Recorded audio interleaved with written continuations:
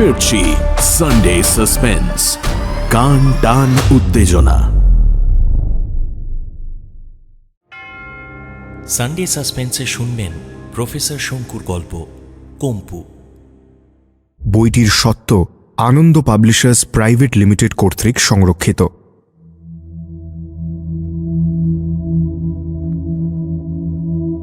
বাংলা সাহিত্যের রোমাঞ্চকর কিছু গল্প দিয়ে সাজানো আমাদের এই বিশেষ নিবেদন সানডে সাসপেন্স। আজ আপনার জন্য সত্যজিৎ রায়ের লেখা প্রফেসর শঙ্কুর গল্প কম্পু। বাংলা চলচ্চিত্র ও সাহিত্যে সত্যজিৎ রায় এক বিরাট ব্যক্তিত্ব। তিনি জন্মগ্রহণ করেন 1921 সালের 2রা মে।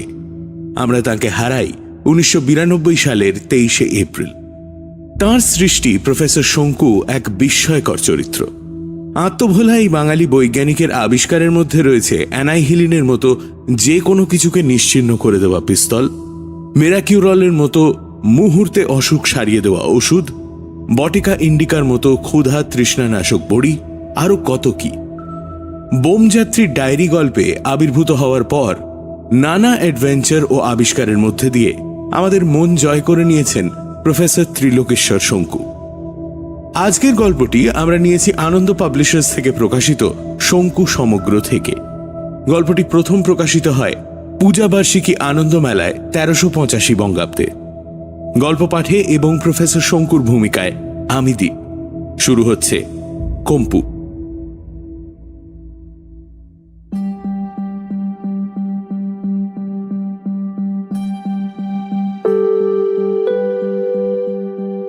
March, Osaka. আজ সারা পৃথিবী থেকে আসা 300-র উপর বৈজ্ঞানিক ও শখানেক সাংবাদিকের সামনে কম্পুর ডেমনস্ট্রেশন হয়ে গেল। ওসাকার নামুরা টেকনোলজিক্যাল ইনস্টিটিউটের হলঘরের এক প্রান্তে মঞ্চের উপর একটা 3 ফুট উঁচু পেলিউসিডাইটে তৈরি স্বচ্ছ স্ফটিকের মতো স্তম্ভ বা স্ট্যান্ডের উপর কম্পুকে বসানো হয়েছিল। দর্শক বসেছিল মখমলে মোড়া প্রায় সোফার মতো আরামদায়ক সিটে। এখানকার 2জন জাপানি কর্মচারী যখন কম্পুকে নিয়ে মঞ্চে প্রবেশ করল, তখন এই প্ল্যাটিনামে আচ্ছাদিত আশ্চর্য সুন্দর মসৃণ গোলকটিকে দেখে দর্শকের মধ্যে একটা বিস্ময় মিশ্রিত তারিফের কোরাসে ঘরটা গমগম করে উঠেছিল।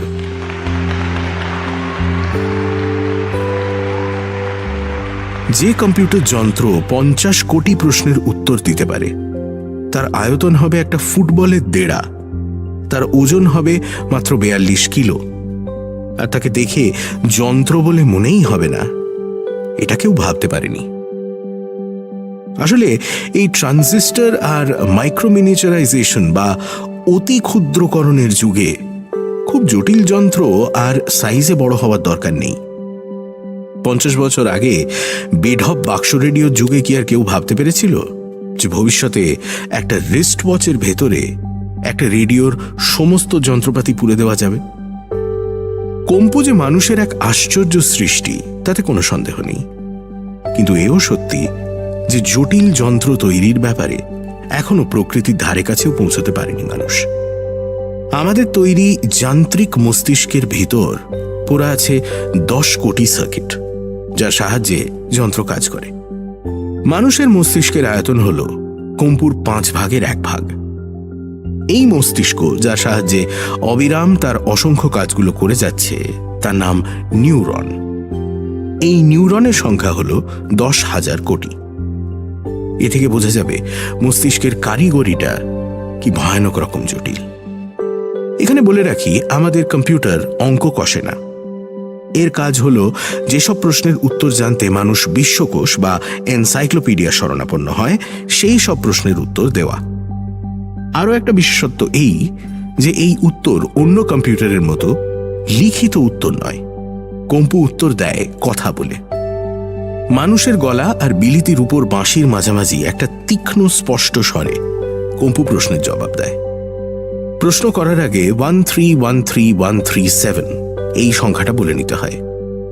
তার ফলে কম্পুর ভেতরের যন্ত্র চালু হয়ে যায়। তারপর প্রশ্ন করলেই তৎক্ষণাৎ উত্তর পাওয়া যায়। গোলকের একটা অংশে 1 বর্গ ইঞ্চি জায়গা জুড়ে 200টা অতি ক্ষুদ্র ছিদ্র আছে। এই ছিদ্র দিয়েই প্রশ্ন ঢোকে এবং এই ছিদ্র দিয়েই উত্তর বেরোয়। অবশ্যই প্রশ্নগুলো এমনই হওয়া দরকার যার উত্তর মোটামুটি সংক্ষেপে হয়। যেমন আজকের ডেমনস্ট্রেশনে এই কথাটা অভ্যাগতদের বলে দেওয়া সত্ত্বেও ফিলিপিনবাসী এক সাংবাদিক কম্পুকে অনুরোধ করে বসলেন, প্রাচীন চীন সভ্যতা সম্পর্কে কিছু বলো। স্বভাবতই কম্পু কোনো উত্তর দিল না, কিন্তু সেই একই সাংবাদিক যখন তাকে তাং, মিং, হান, সুং ইত্যাদি সভ্যতার বিশেষ বিশেষ দিক সম্পর্কে আলাদা আলাদা করে প্রশ্ন করলেন, তখন কম্পু মুহূর্তের মধ্যে ঠিক ঠিক জবাব দিয়ে সবাইকে অবাক করে দিল। শুধু তথ্য পরিবেশন নয়, কম্পুর বিবেচনার ক্ষমতাও আছে। নাইজেরিয়ার প্রাণীতত্ত্ববিদ ডক্টর সলোমন প্রশ্ন করলেন, একটি বেবুন শাবককে কার সামনে ফেলে রাখা বেশি নিরাপদ, একটি ক্ষুধার্ত হরিণ না একটি ক্ষুধার্ত শিম্পাঞ্জি? কম্পু বিদ্যুৎ বেগে উত্তর দিল, ক্ষুধার্ত হরিণ। হোয়াই? প্রশ্ন করলেন ডক্টর সলোমন। রিনরিনে গলায় উত্তর এলো, শিম্পাঞ্জি মাংসাশী।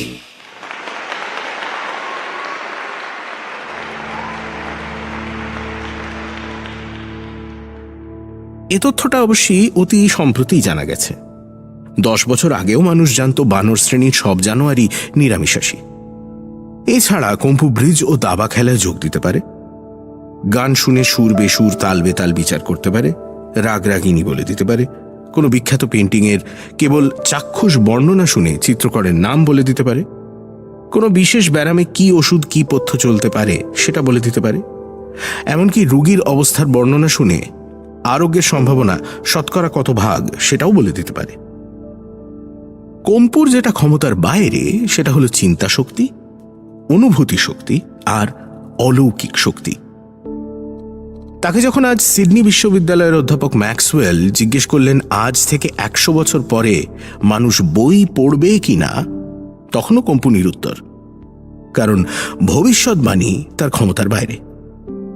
এই অভাব সত্ত্বেও একটা কারণে কম্পু মানুষকে টেক্কা দেয়, সেটা হলো এই যে তার মস্তিষ্কে যে তথ্য ঠাসা রয়েছে তার ক্ষয় নেই। বয়স হলে অতি বিজ্ঞ মানুষেরও মাঝে মাঝে মতিভ্রম হয়। যেমন আমি এই কিছুদিন আগেই গিরিডিতে আমার চাকরকে প্রহ্লাদ বলে না ডেকে প্রয়াগ বলে ডাকলাম। এ ভুল কম্পু কখনো করবে না, করতে পারে না। তাই মানুষের তৈরি হয়েও সে একদিক দিয়ে মানুষের চেয়ে বেশি কর্মক্ষম। এখানে বলে রাখি যে কম্পু নামটা আমারই দেওয়া, আর সকলেই নামটা পছন্দ করেছে। যন্ত্রের পরিকল্পনার জন্য দায়ী জাপানের বিখ্যাত মাতসুয়ে, যাকে ইলেকট্রনিক্সের একজন দিকপাল বলা চলে। এই পরিকল্পনা জাপান সরকার অনুমোদন করে এবং সরকারই এই যন্ত্র নির্মাণের খরচ বহন করে। নামুরা ইনস্টিটিউটের জাপানি কর্মীরা যন্ত্রটা তৈরি করেন প্রায় 7 বছরের অক্লান্ত পরিশ্রমে। চতুর্থ বছরের প্রাথমিক কাজ শেষ হবার কিছু আগে মাতসুয়ে পৃথিবীর 5টি মহাদেশের 7 জন পণ্ডিত ব্যক্তিকে আমন্ত্রণ জানান এই যান্ত্রিক মগজে তথ্য ঠাসার ব্যাপারে সাহায্য করতে। বলা বাহুল্য আমি ছিলাম এই 7 জনের একজন। বাকি 6 জন হলেন ইংল্যান্ডের ডক্টর জন কেনসলি, যুক্তরাষ্ট্রের Massachusetts Institute of Technology doctor Stephen Merivale, Soviet রাশিয়ার ডক্টর স্টাসফ, অস্ট্রেলিয়ার প্রফেসর স্ট্যাটন, পশ্চিম আফ্রিকার ডক্টর উগাটি ও হাঙ্গেরির প্রফেসর কুটনা। এর মধ্যে মেরিভেল জাপানে রওনা হওয়ার 3 দিন আগে হৃদরোগে মারা যান। তার জায়গায় আসেন ওই একই ইনস্টিটিউটের প্রফেসর মার্কাস উইংফিল্ড।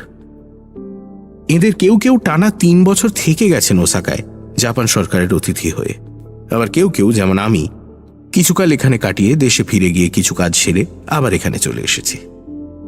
আমি এইভাবে যাতায়াত করেছি গত 3 বছরে 11 বার। এখানে একটা আশ্চর্য ঘটনার কথা বলি। গত পরশু অর্থাৎ 10ই মার্চ ছিল সূর্যগ্রহণ। এবার যেসব জায়গা থেকে পূর্ণগ্রাস দেখা গেছে তার মধ্যে জাপানও পড়েছিল। এটা একটা বিশেষ দিন বলে আমরা গত বছর থেকেই ঠিক করে রেখেছিলাম যে যেভাবেই হোক গ্রহণের আগেই আমাদের কাজ শেষ করে ফেলতে হবে। 8ই মার্চ কাজ শেষ হয়েছে মনে করে যন্ত্রটাকে পরীক্ষা করে দেখা গেল কথা বেরোচ্ছে না। গোলকটা 2টো সমান ভাগে ভাগ হয়ে খুলে যায়। সার্কিটে গন্ডগোল আছে মনে করে সেটাকে খুলে ফেলা হলো। 10 কোটি কম্পোনেন্টের মধ্যে কোথায় কোনটাতে গন্ডগোল হয়েছে খুঁজে বার করা এক দুরূহ ব্যাপার। 2 দিন 2 রাত অনুসন্ধানের পর 10ই ঠিক যে মুহূর্তে গ্রহণ লাগবে, অর্থাৎ দুপুর 1:37-এ, ঠিক সেই মুহূর্তে কম্পুর স্পিকারের ভেতর দিয়ে একটা তীক্ষ্ণ শীষের মতো শব্দ বেরোল।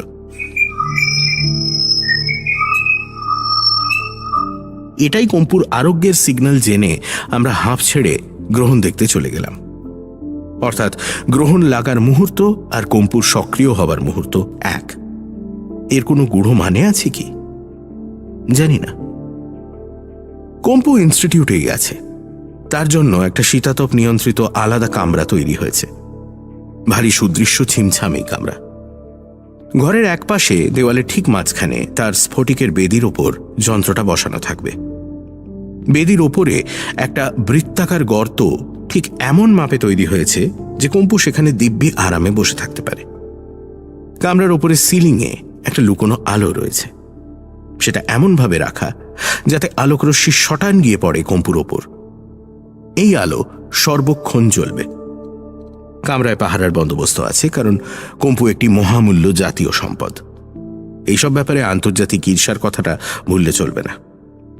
উইংফিল্ডকে এর মধ্যেই 2 একবার গজগজ করতে শুনেছি যে তার আক্ষেপ এমন একটা জিনিস আগেভাগে জাপান তৈরি করে ফেললেও যুক্তরাষ্ট্র পারল না। এখানে উইংফিল্ড সম্পর্কে একটা কথা বলে দিই, লোকটি যে গুণী তাতে সন্দেহ নেই, কিন্তু তাকে কারোরই বিশেষ পছন্দ নয়। আর তার একটা কারণ অবশ্যই এই যে উইংফিল্ড হাসতে জানে না। অন্তত গত 3 বছরে ওসাকাতে তাকে কেউ হাসতে দেখেনি। বাইরে থেকে আসা 7 জন মনীষীর মধ্যে 3 জন আজ দেশে ফিরে যাচ্ছে। যারা আরো কয়েকদিন থেকে যাচ্ছে তারা হলো উইংফিল্ড, কেনসলি, কুটনা আর আমি। উইংফিল্ড বাতের রোগী, সে ওসাকার একজন বিশেষজ্ঞকে দিয়ে চিকিৎসা করাচ্ছে। আমার ইচ্ছে জাপানটা একটু ঘুরে দেখব। কাল কিয়োটো যাচ্ছি কেনসলির সঙ্গে। কেনসলি পদার্থবিজ্ঞানী হলেও তার নানান ব্যাপারে উৎসাহ, বিশেষ করে জাপানি আর্ট সম্বন্ধে তাকে একজন বিশেষজ্ঞই বলা চলে। সে কিয়োটো যাওয়ার জন্য ছটফট করছে। ওখানকার বৌদ্ধ মন্দির আর বাগান না দেখা অবধি তার স্বস্তি নেই। হাঙ্গেরির জীববিজ্ঞানী ক্রিস্টফ কুটনার আর্টে বিশেষ উৎসাহ নেই, তবে তার মধ্যে একটা দিক আছে যেটা সম্বন্ধে অন্যেরা না জানলেও আমি জানি, কারণ আমার সঙ্গে কুটনার এই বিষয়ে কথা হয়েছে। বিষয়টা ঠিক বিজ্ঞানের অন্তর্গত বলা চলে না। উদাহরণ দিলে ব্যাপারটা পরিষ্কার হবে। আজ সকালে ব্রেকফাস্টের সময় আমরা একটা টেবিলে বসেছিলাম। আমার মতো কুটনারও ভোরে ওঠার অভ্যেস। কফির পেয়ালায় চুমুক দিয়ে হঠাৎ সে বলল, আমি সেদিন সূর্যগ্রহণ দেখিনি। এটা অবশ্য আমি খেয়াল করিনি। আমি নিজে ঘটনাটাকে এত বেশি গুরুত্ব দিই, পূর্ণগ্রাসের পর সূর্যের করোনা বা জ্যোতির্বলয় দেখে এতই মুগ্ধ হই যে আমার পাশে কে আছে না আছে সে খেয়াল থাকে না। কুটনা কি করে এমন একটা ঘটনা দেখার লোভ সামলাতে পারলো জানি না। বললাম, তোমার কি সূর্যগ্রহণ সম্বন্ধে কোনো সংস্কার আছে? কুটনা আমার প্রশ্নের উত্তর না দিয়ে একটা পাল্টা প্রশ্ন করে বসল। সূর্যগ্রহণ কি প্ল্যাটিনামের উপর কোনো প্রভাব বিস্তার করে? করে বলে তো জানি না। কেন বলো তো? তাহলে আমাদের যন্ত্রটা পূর্ণগ্রহণের ওই 4.5 মিনিট এত নিষ্প্রভ হয়ে রইল কেন? আমি স্পষ্ট দেখলাম পূর্ণগ্রহণ শুরু হতেই গোলকটার ওপর যেন একটা কালশিটে পড়ে গেল, আর সেটা ছাড়ল গ্রহণ ছাড়ার সঙ্গে সঙ্গে। তোমার নিজের কি মনে হয়? আমার কিছুই মনে হয় না, কারণ অভিজ্ঞতাটা আমার কাছে একেবারেই নতুন। শুধু এইটুকু বলতে পারি যে ব্যাপারটা যদি আমার দেখার ভুল হয় তাহলে আমি খুশিই হব। সূর্যগ্রহণ সম্বন্ধে আমার কোনো সংস্কার নেই, কিন্তু যান্ত্রিক মস্তিষ্ক সম্বন্ধে আছে। মাতসুয়ে যখন আমাকে আমন্ত্রণ জানিয়ে চিঠি লেখে, তখন আমি এই সংস্কারের কথা তাকে জানিয়েছিলাম। বলেছিলাম, যন্ত্রের উপর যদি খুব বেশি করে মানুষের কাজের ভার দেওয়া যায় তাহলে ক্রমে একদিন যন্ত্র আর মানুষের দাস থাকবে না, মানুষই যন্ত্রের দাসত্ব করবে। ঠিক এই সময়ে উইংফিল্ড ও কেনসলি এসে পড়াতে প্রসঙ্গটা চাপা পড়ে গেল। যন্ত্র সম্বন্ধে কুটনার ধারণাটা নতুন নয়। ভবিষ্যতে মানুষ যে যন্ত্রের দাসে পরিণত হতে পারে তার লক্ষণ অনেকদিন থেকেই পাওয়া যাচ্ছে। খুব সহজ একটা উদাহরণ দিই। মানুষ যেভাবে যানবাহনের ওপর নির্ভরশীল হয়ে পড়েছে সেটা আগে ছিল না। শহরের মানুষও আগে অক্লেশে 5-7 মাইল হাঁটত প্রতিদিন। এখন তাদের ট্রাম, বাস, রিক্সা না হলে চলে না। কিন্তু তাই বলে কি আর বিজ্ঞান তার কাজ করে যাবে না? মানুষের কাজ সহজ করার জন্য যন্ত্র তৈরি হবে না? মানুষ কি আবার সেই আদিম যুগে ফিরে যাবে? 14ই মার্চ, কিয়োটো।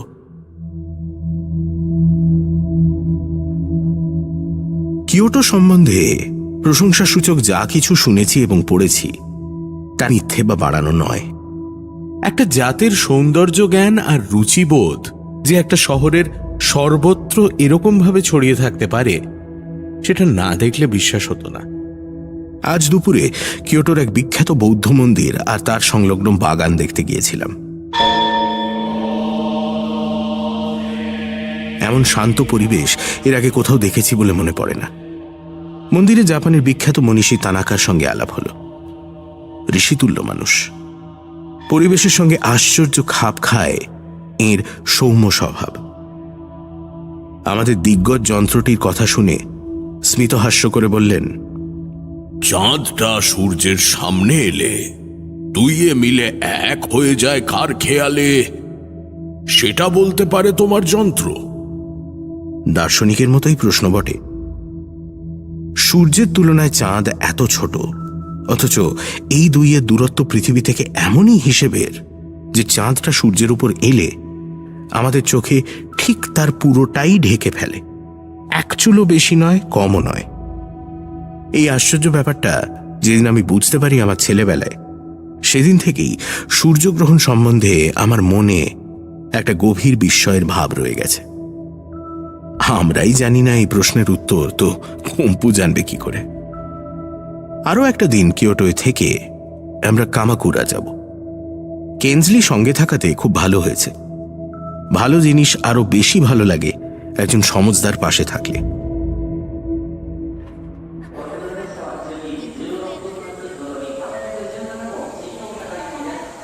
15ই মার্চ, কিয়োটো স্টেশনে ট্রেনের কামরায় বসে ডায়েরি লিখছি। কাল রাত 1:30টার সময় প্রচণ্ড ভূমিকম্প। জাপানে এই জিনিস প্রায়ই ঘটে, কিন্তু এবারের কাঁপুনিটা রীতিমতো বেশি। আর স্থায়িত্ব প্রায় 9 সেকেন্ড। শুধু এটাই যে ফিরে যাবার কারণ তা নয়। ভূমিকম্পের দরুন একটা ঘটনা ঘটেছে যেটা কিনারা করতে হলে ওসাকায় ফিরতেই হবে। আজ ভোর 5টায় মাতসুয়ে ফোনে খবরটা দিল, কম্পু উধাও। টেলিফোনে বিস্তারিতভাবে কিছু বলা সম্ভব হয়নি। মাতসুয়ে এমনিতেও ভাঙা ভাঙা ইংরেজিই বলে, তার উপরে উত্তেজনায় তার কথা জড়িয়ে যাচ্ছিল। এটা জানলাম যে ভূমিকম্পের পরেই দেখা যায় যে কম্পু আর তার জায়গাতে নেই, আর পেলিউসিডাইটের স্ট্যান্ডটা মাটিতে গড়াগড়ি খাচ্ছে। প্রহরী দুজনকেই নাকি অজ্ঞান অবস্থায় পাওয়া যায়, আর দুজনেরই পা ভাঙা, ফলে দুজনেই এখন হাসপাতালে। তাদের এখনো জ্ঞান হয়নি, কাজেই তাদের এই অবস্থা কেন হলো সেটা জানা যায়নি। কিয়োটোতে বাড়ি ভেঙে পড়ে 90 জন আহত হয়েছেন। স্টেশনের লোকের মুখে আর কোনো কথাই নেই। সত্যি বলতে কি, কাল যখন ঝাঁকুনিটা শুরু হয় তখন আমারও রীতিমতো অস্থির ও অসহায় মনে হচ্ছিল। কেনজলি সমেত আমি হোটেলের বাইরে বেরিয়ে এসেছিলাম এবং বাইরে ভিড় দেখে বুঝেছিলাম যে কেউই আর ভেতরে নেই। জাপানে নাকি গড়ে প্রতিদিন 4 বার ভূমিকম্প হয়, যদিও তার বেশিরভাগই এত মৃদু কম্পন যে সাইজমোগ্রাফ যন্ত্র আর কিছু পশু পাখি ছাড়া কেউই সেটা টের পায় না। কি অদ্ভুত অবস্থায় পড়া গেল! এত অর্থ, এত শ্রম, এত বুদ্ধি খরচ করে পৃথিবীর সেরা কম্পিউটার তৈরি হলো, আর হওয়ার 3 দিনের মধ্যেই সেটা উধাও।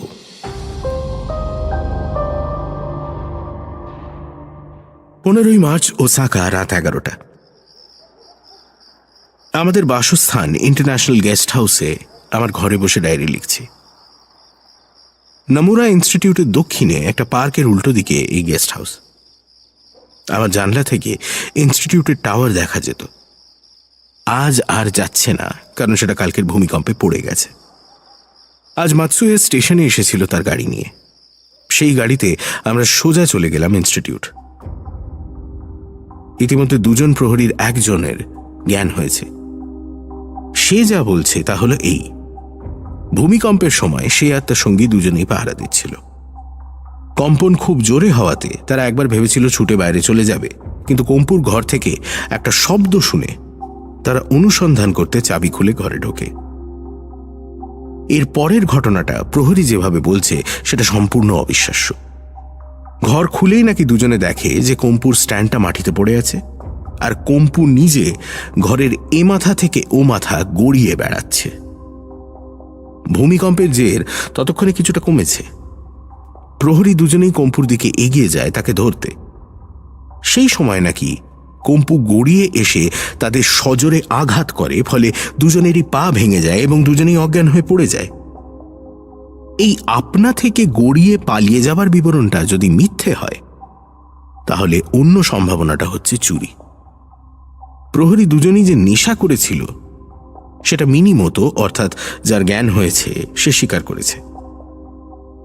এই অবস্থায় যদি ভূমিকম্প হয় তাহলে তারা যান বাঁচাতে বাইরে পালাবে, সেটা অত্যন্ত স্বাভাবিক। ইনস্টিটিউটের ল্যাবরেটরিতে নাকি কাজ হচ্ছিল সেই রাত্রে, এবং গবেষকরা প্রত্যেকেই নাকি ঝাঁকুনির তেজ দেখে বাইরে মাঠে বেরিয়ে আসে। অর্থাৎ ইনস্টিটিউটের দরজাগুলো সেই সময় বন্ধ ছিল না, কাজেই বাইরে থেকে ভেতরে লোক ঢুকতেও কোনো অসুবিধা ছিল না। দক্ষ চোর এই ভূমিকম্পের সুযোগে একটি 42 কিলো ওজনের গোলক বগল দাবা করে সকলের চোখে ধুলো দিয়ে ইনস্টিটিউট থেকে বেরিয়ে যেতে পারে অনায়াসে।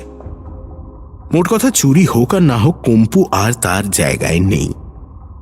কে নিয়েছে, কোথায় রয়েছে, তাকে আর ফিরে পাওয়া যাবে কি না, এর কোনোটারই উত্তর এখনো পর্যন্ত পাওয়া যায়নি।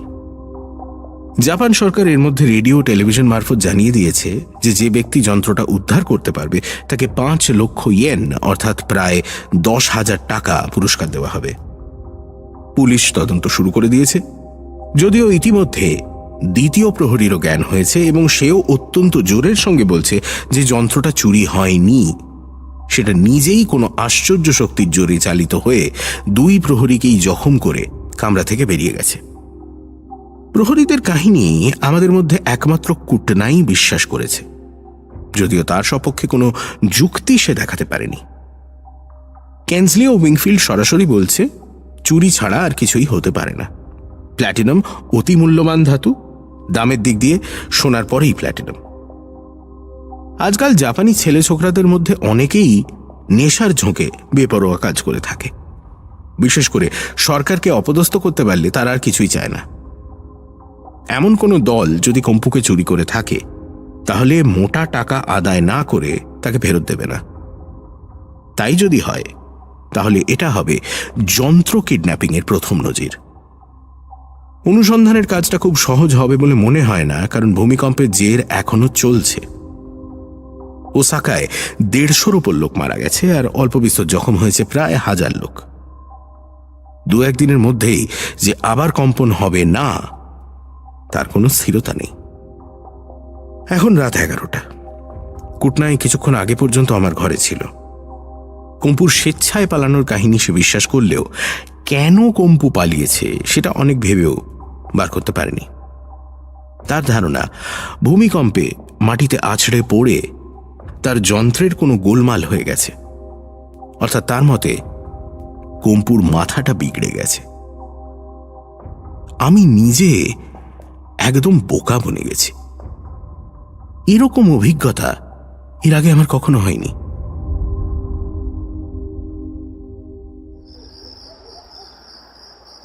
16ই মার্চ রাত 11:30।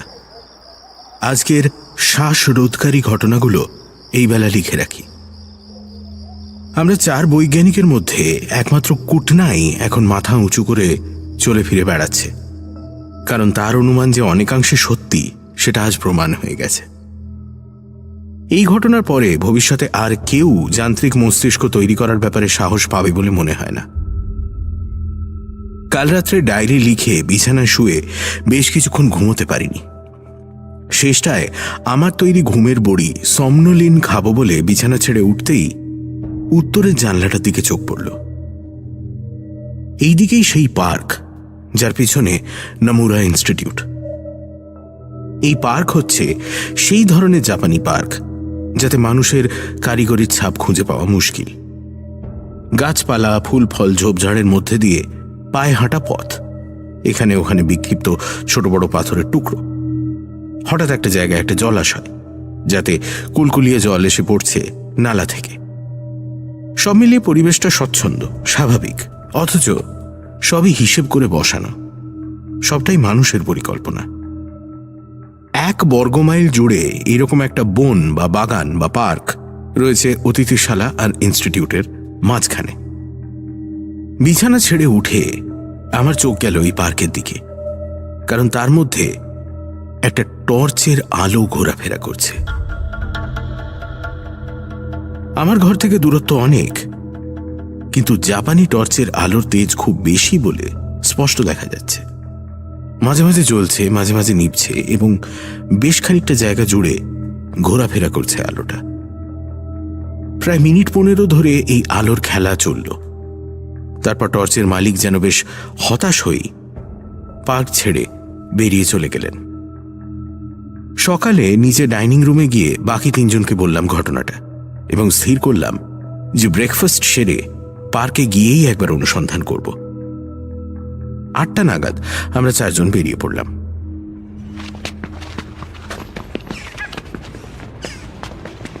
ওসাকা জাপানের অধিকাংশ শহরের মতোই অসমতল।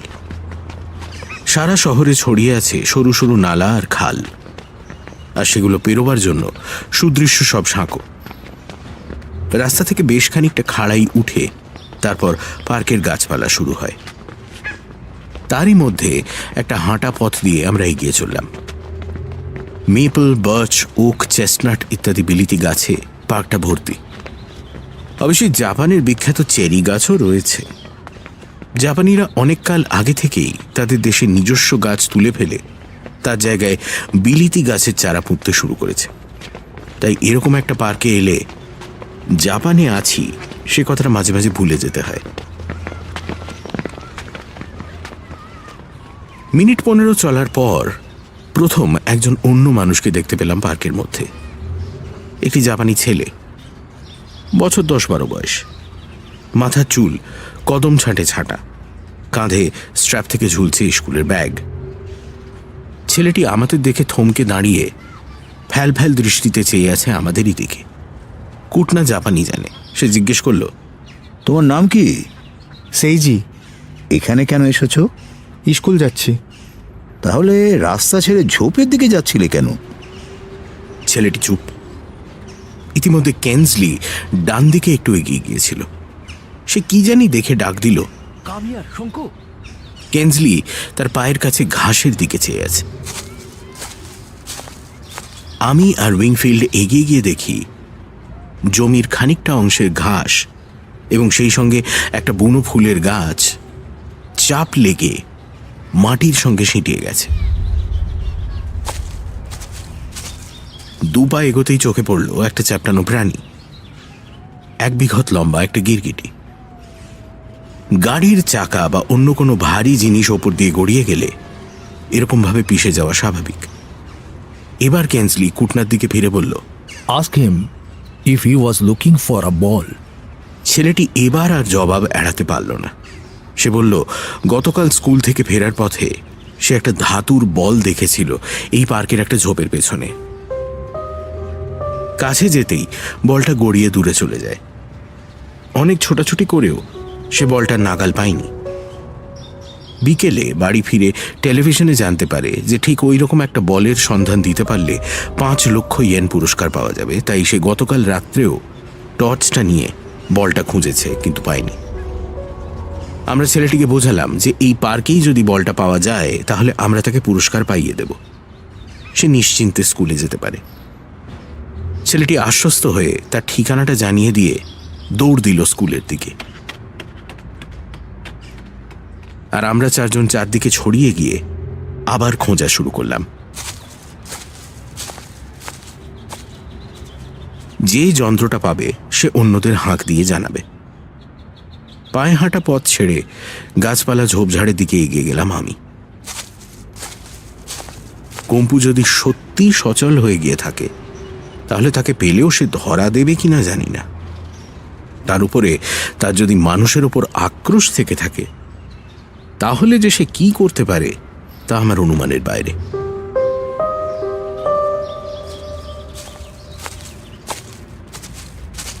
চতুর্দিকে দৃষ্টি রেখে মিনিট 5 চলার পর এক জায়গায় দেখলাম দুটো প্রজাপতি মাটিতে পড়ে আছে। তাদের একটা মৃত, অন্যটার ডানায় এখনো একটা মৃদু স্পন্দন লক্ষ্য করা যাচ্ছে। গত কয়েক মিনিটের মধ্যেই কোনো একটা ভারী জিনিস তাদের উপর দিয়ে চলে গেছে, সেটা বোঝাই যাচ্ছে। আমি এক পা করে অতি সন্তর্পণে এগোতে শুরু করেছি। এমন সময় একটা তীক্ষ্ণ শব্দ শুনে আমাকে থমকে যেতে হলো। শব্দটা শীষের মতো, এবং সেটাকে লিখে বোঝাতে গেলে তার বানান হবে কয়ে দীর্ঘ উ।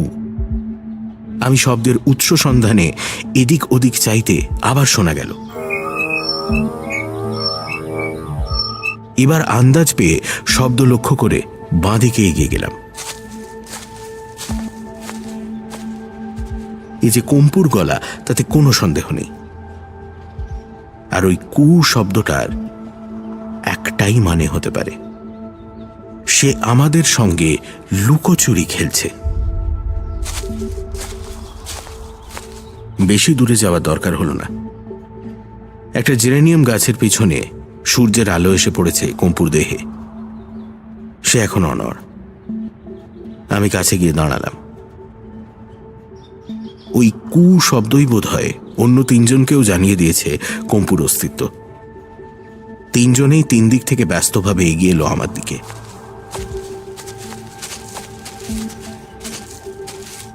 এই গাছপালার পরিবেশে মসৃণ ধাতব গোলকটিকে ভারী অস্বাভাবিক লাগছিল দেখতে।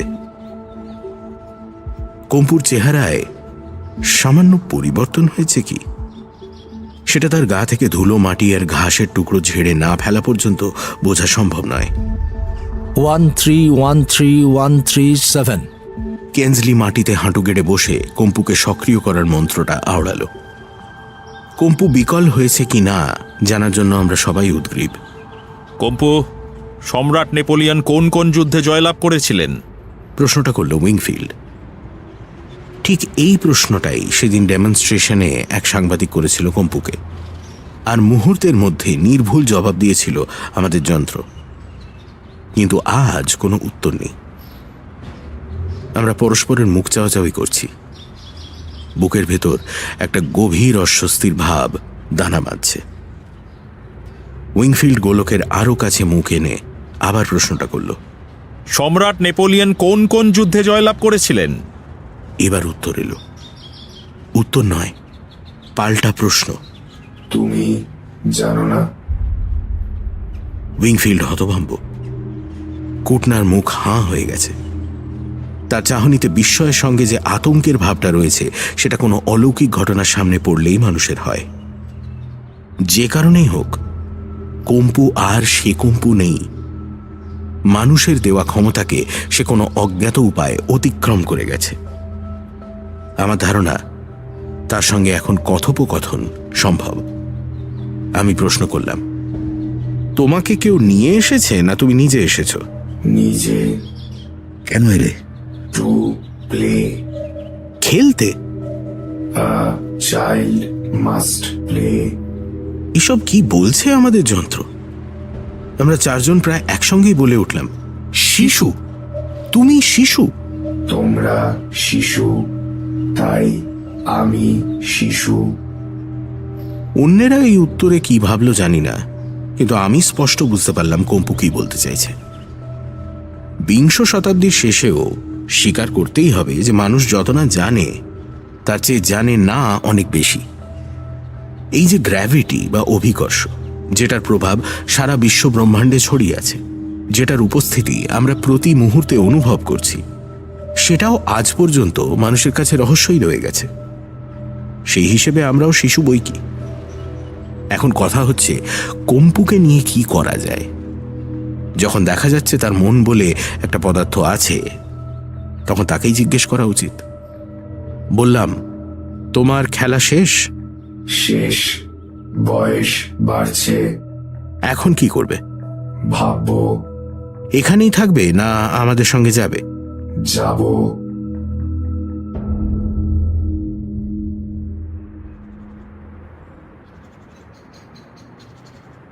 গেস্ট হাউসে পৌঁছেই মাতসুয়েকে ডেকে পাঠালাম। তাকে বোঝালাম যে এই অবস্থায় আর কম্পুকে ইনস্টিটিউটে রাখা যায় না, কারণ সর্বক্ষণ তার দিকে নজর রাখা দরকার। অথচ কম্পুর এই অবস্থাটা প্রচার করাও চলে না। শেষ পর্যন্ত মাতসুয়েই স্থির করল পন্থা। কম্পুকে তৈরি করার আগে পরীক্ষা করার জন্য ওরই সাইজে দুটো অ্যালুমিনিয়ামের গোলক তৈরি করা হয়েছিল।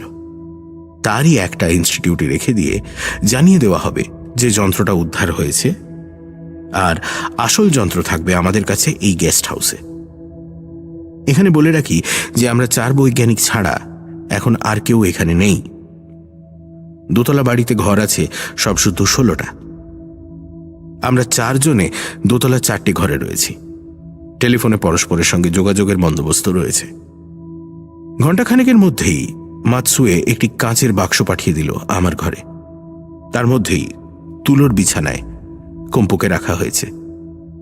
অতি সাবধানে তার গা থেকে ধুলো মুছিয়ে দেবার সময় লক্ষ্য করলাম যে তার দেহটা আর আগের মতো মসৃণ নেই। প্ল্যাটিনাম অত্যন্ত কঠিন ধাতু, কাজেই যন্ত্র যতই গড়াগড়ি করুক না কেন এত সহজে তার মসৃণতা চলে যাওয়া উচিত নয়। শেষমেশ কম্পুকেই কারণ জিজ্ঞেস করলাম। কয়েক মুহূর্ত চুপ থেকে সে উত্তর দিল, জানি না, ভাবছি।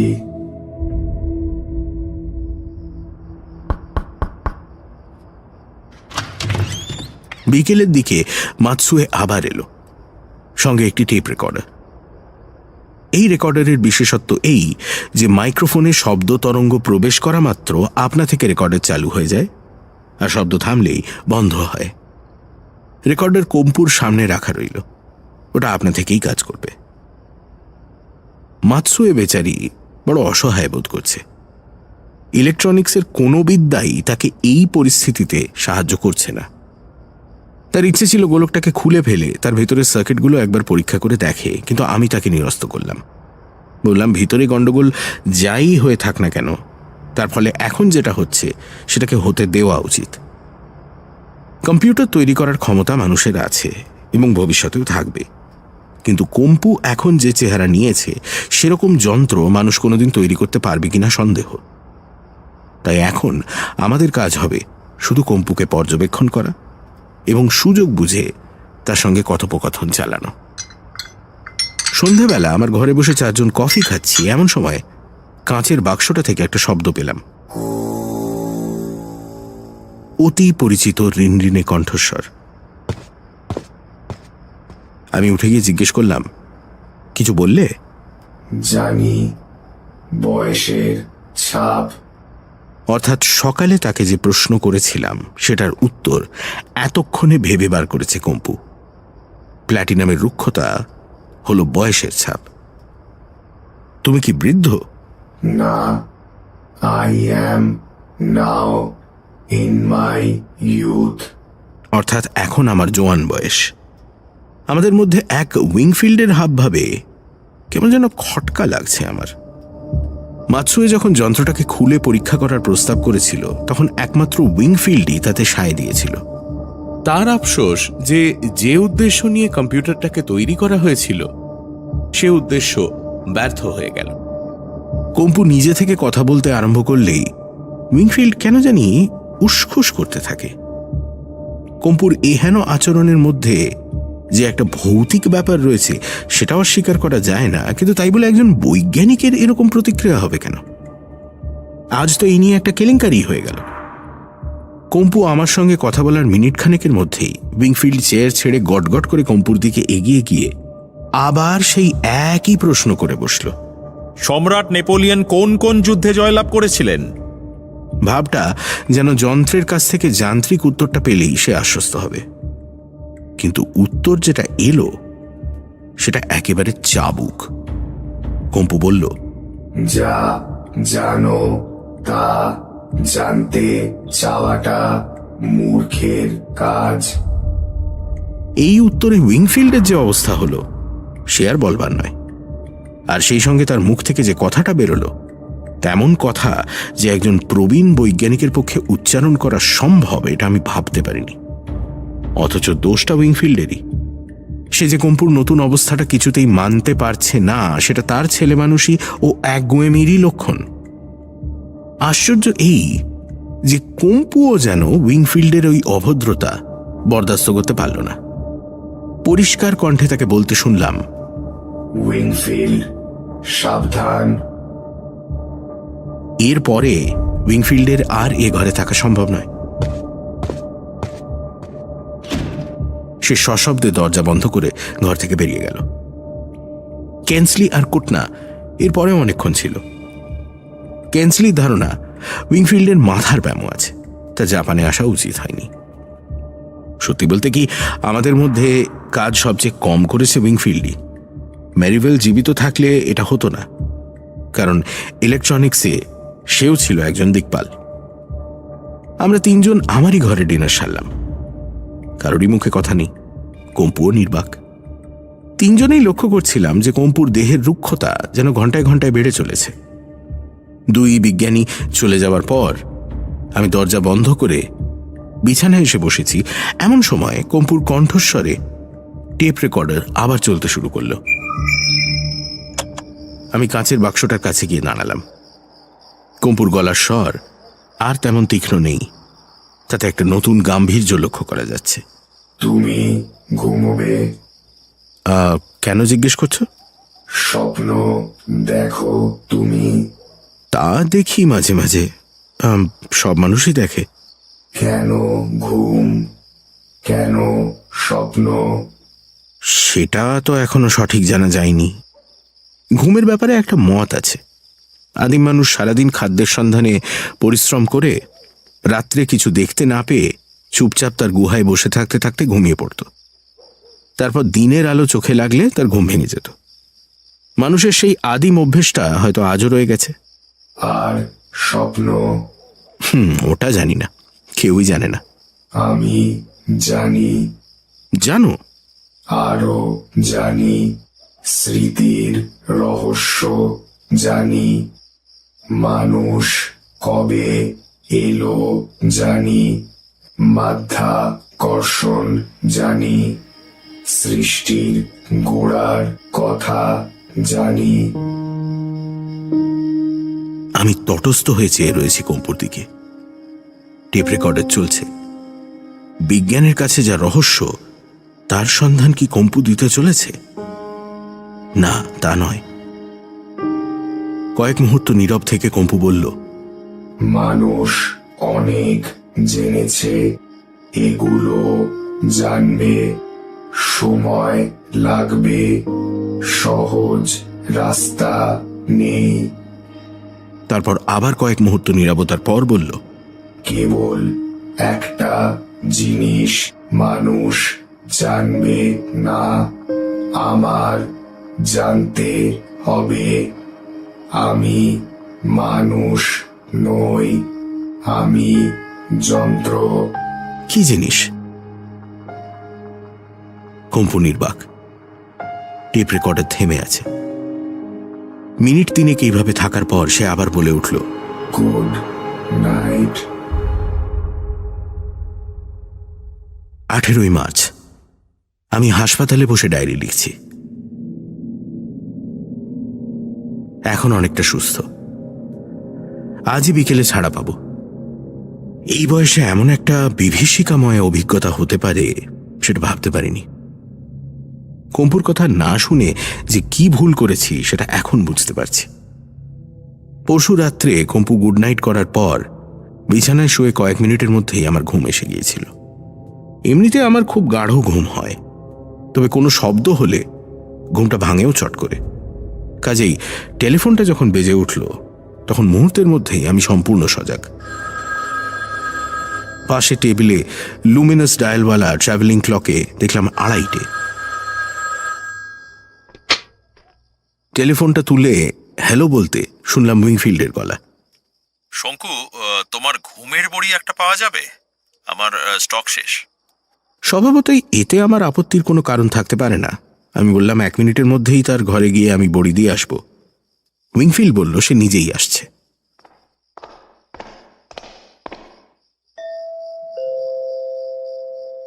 আমি বড়ি বার করতে সঙ্গে সঙ্গেই দরজা সুরেলা ঘন্টাটা বেজে উঠল।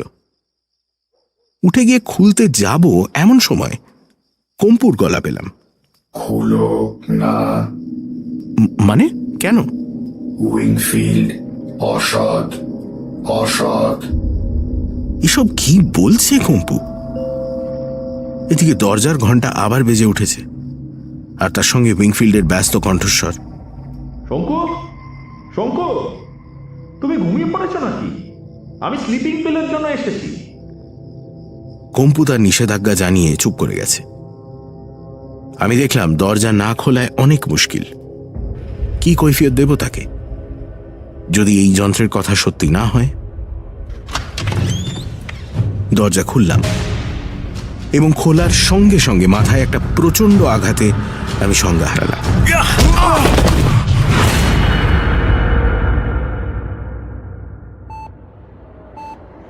যখন জ্ঞান হলো তখন আমি হাসপাতালে। আমার খাটের পাশে দাঁড়িয়ে আছে 3 বৈজ্ঞানিক, কুটনা, কেন্সলি আর মাতসুয়ে। তারাই দিল আমাকে বাকি ঘটনার বিবরণ। আমাকে অজ্ঞান করে উইংফিল্ড কম্পুকে 2 ভাগে ভাগ করে বগলদাবা করে নিজের ঘরে নিয়ে চলে যায়। তারপর সুটকেসের মধ্যে কম্পুর 2 অংশ পুড়ে ভোর পর্যন্ত অপেক্ষা করে নিচে গিয়ে ম্যানেজারকে জানায় যে তাকে প্লেন ধরতে এয়ারপোর্টে যেতে হবে, তার জন্য যেন গাড়ির ব্যবস্থা করা হয়। এদিকে গেস্ট হাউসের এক ভৃত্য উইংফিল্ডের 3টে সুটকেস নিচে নিয়ে আসার সময় তার একটা অস্বাভাবিক ভারী মনে হওয়ায় তার সন্দেহের উদ্রেক হয়।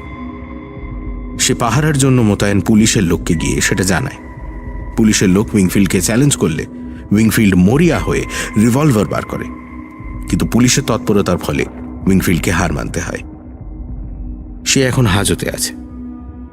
সন্দেহ হচ্ছে ম্যাসাচুসেটসে তার সহকর্মী মেরিভেলের মৃত্যুর জন্য সে দায়ী হতে পারে। কম্পু তার আশ্চর্য ক্ষমতার বলে তার স্বরূপ প্রকাশ করে দিতে পারে এই ভয়ে সে কম্পুকে নিয়ে সরে পড়ার চেষ্টা করেছিল। হয়তো এয়ারপোর্টের পথে কোথাও তাকে ফেলে দিত। আমি সব শুনে বললাম, কম্পু এখন কোথায়? তাকে আবার ইনস্টিটিউটে ফেরত নিয়ে গেছি। গেস্ট হাউসে রাখাটা নিরাপদ নয়, সে তো বুঝতেই পারছ। সে তার কামরাতেই আছে, তাকে আবার জোড়া লাগিয়েছি। সে কথা বলছে? শুধু বলছে না, আশ্চর্য কথা বলছে। জাপানে ভূমিকম্প থেকে রক্ষা পাওয়ার জন্য একরকম বাড়ির পরিকল্পনা দিয়েছে, যেগুলো জমি থেকে 5 মিটার ওপরে শূন্যে ভাসমান অবস্থায় থাকবে। বিজ্ঞান আজকাল যেভাবে এগিয়ে চলেছে, তাতে এটা 10 বছরের মধ্যেই জাপান সরকার মোটামুটি কার্যকরী করে ফেলতে পারবে। আর কিছু বলছে? তোমাকে দেখতে চায়। আমি আর থাকতে পারলাম না। মাথার যন্ত্রণা চুল হয়ে যাক, আমাকে ইনস্টিটিউটে যেতেই হবে। তুমি পারবে তো? হ্যাঁ হ্যাঁ, নিশ্চয়ই পারবো। 8 ঘন্টার মধ্যে আবার সেই সুদৃশ্য কামরায় গিয়ে হাজির হলাম। আবার সেই স্ফটিকের স্তম্ভের উপর বসে আছে কম্পু। সিলিং থেকে তীব্র আলোকরশ্মি গিয়ে পড়েছে তার উপর, আর সেই আলোয় বেশ বুঝতে পারছি কম্পুর দেহের মসৃণতা চলে গিয়ে এখন তার সর্বাঙ্গে ফাটল ধরেছে। এই 4 দিনে তার বয়স অনেক বেড়েছে, তাতে কোনো সন্দেহ নেই। আমি কম্পুর কাছে গিয়ে দাঁড়ালাম।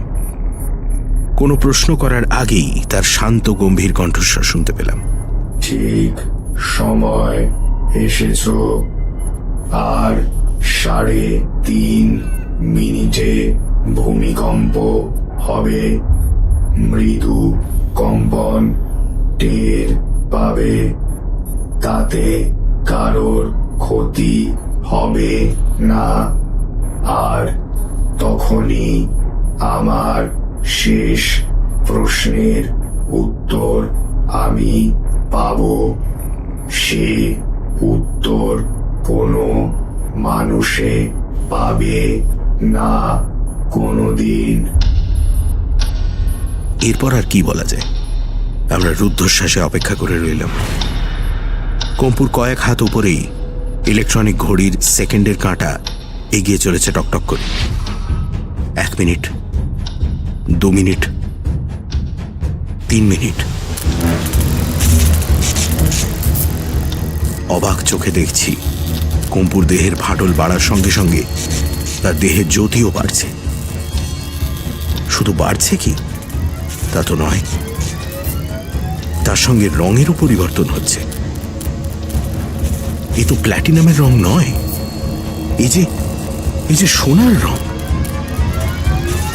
15 সেকেন্ড, 20 সেকেন্ড, 25 সেকেন্ড, ঠিক 30 সেকেন্ডের মাথায় পায়ের তলার মেঝেটা কেঁপে উঠল।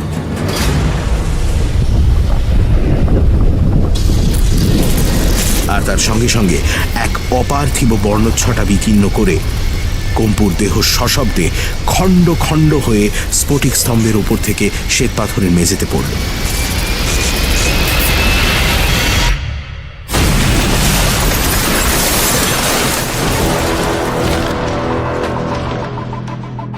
তার ভিতরের কলকবজা চূর্ণ বিচূর্ণ হয়ে ধুলোর মতো চারিদিকে ছড়িয়ে পড়ল। আর সেই ভগ্ন স্তূপ থেকে একটা রক্ত হিম করা অশরীরী কণ্ঠস্বর বলে উঠল, মৃত্যুর পরের অবস্থা আমি জানি।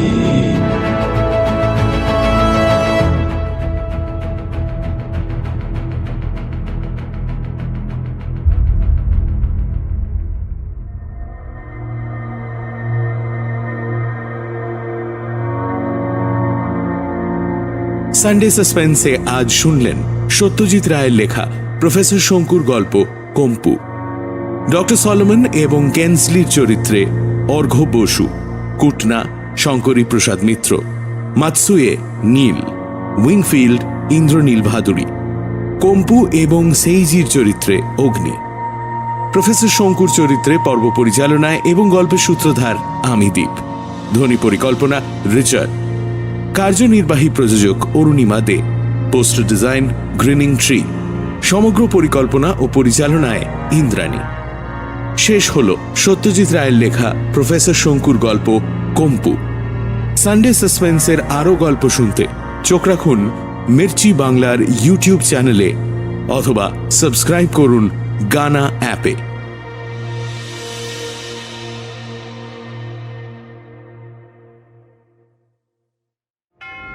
সানডে সাসপেন্সে শুনছিলেন প্রফেসর শঙ্কুর গল্প কম্পু।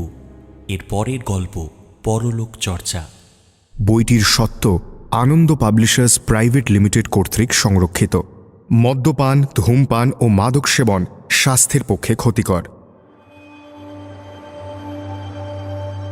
সানডে সাসপেন্স ক্লাসিক্সে আজ সত্যজিৎ রায়ের লেখা প্রফেসর শঙ্কুর অ্যাডভেঞ্চার, প্রফেসর শঙ্কু ও পরলোক চর্চা।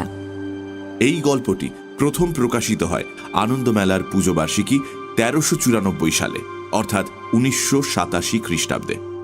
প্রধান চরিত্রে professor Shonku, Wilhelm Krol, Hein, professor Schulz, professor Huberman ও পরলোকগত কয়েকজন বিখ্যাত ব্যক্তি। গল্প পাঠে দীপ। শুরু হচ্ছে প্রফেসর শঙ্কু ও পরলোক চর্চা।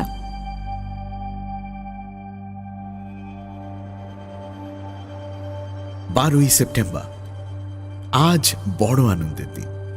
1.5 বছর অক্লান্ত পরিশ্রমের পর আজ আমাদের যন্ত্র তৈরির কাজ শেষ হলো। আমাদের বলছি এই কারণে যে যদিও যন্ত্রের পরিকল্পনাটা আমার, এটা তৈরি করা আমার একার পক্ষে সম্ভব ছিল না।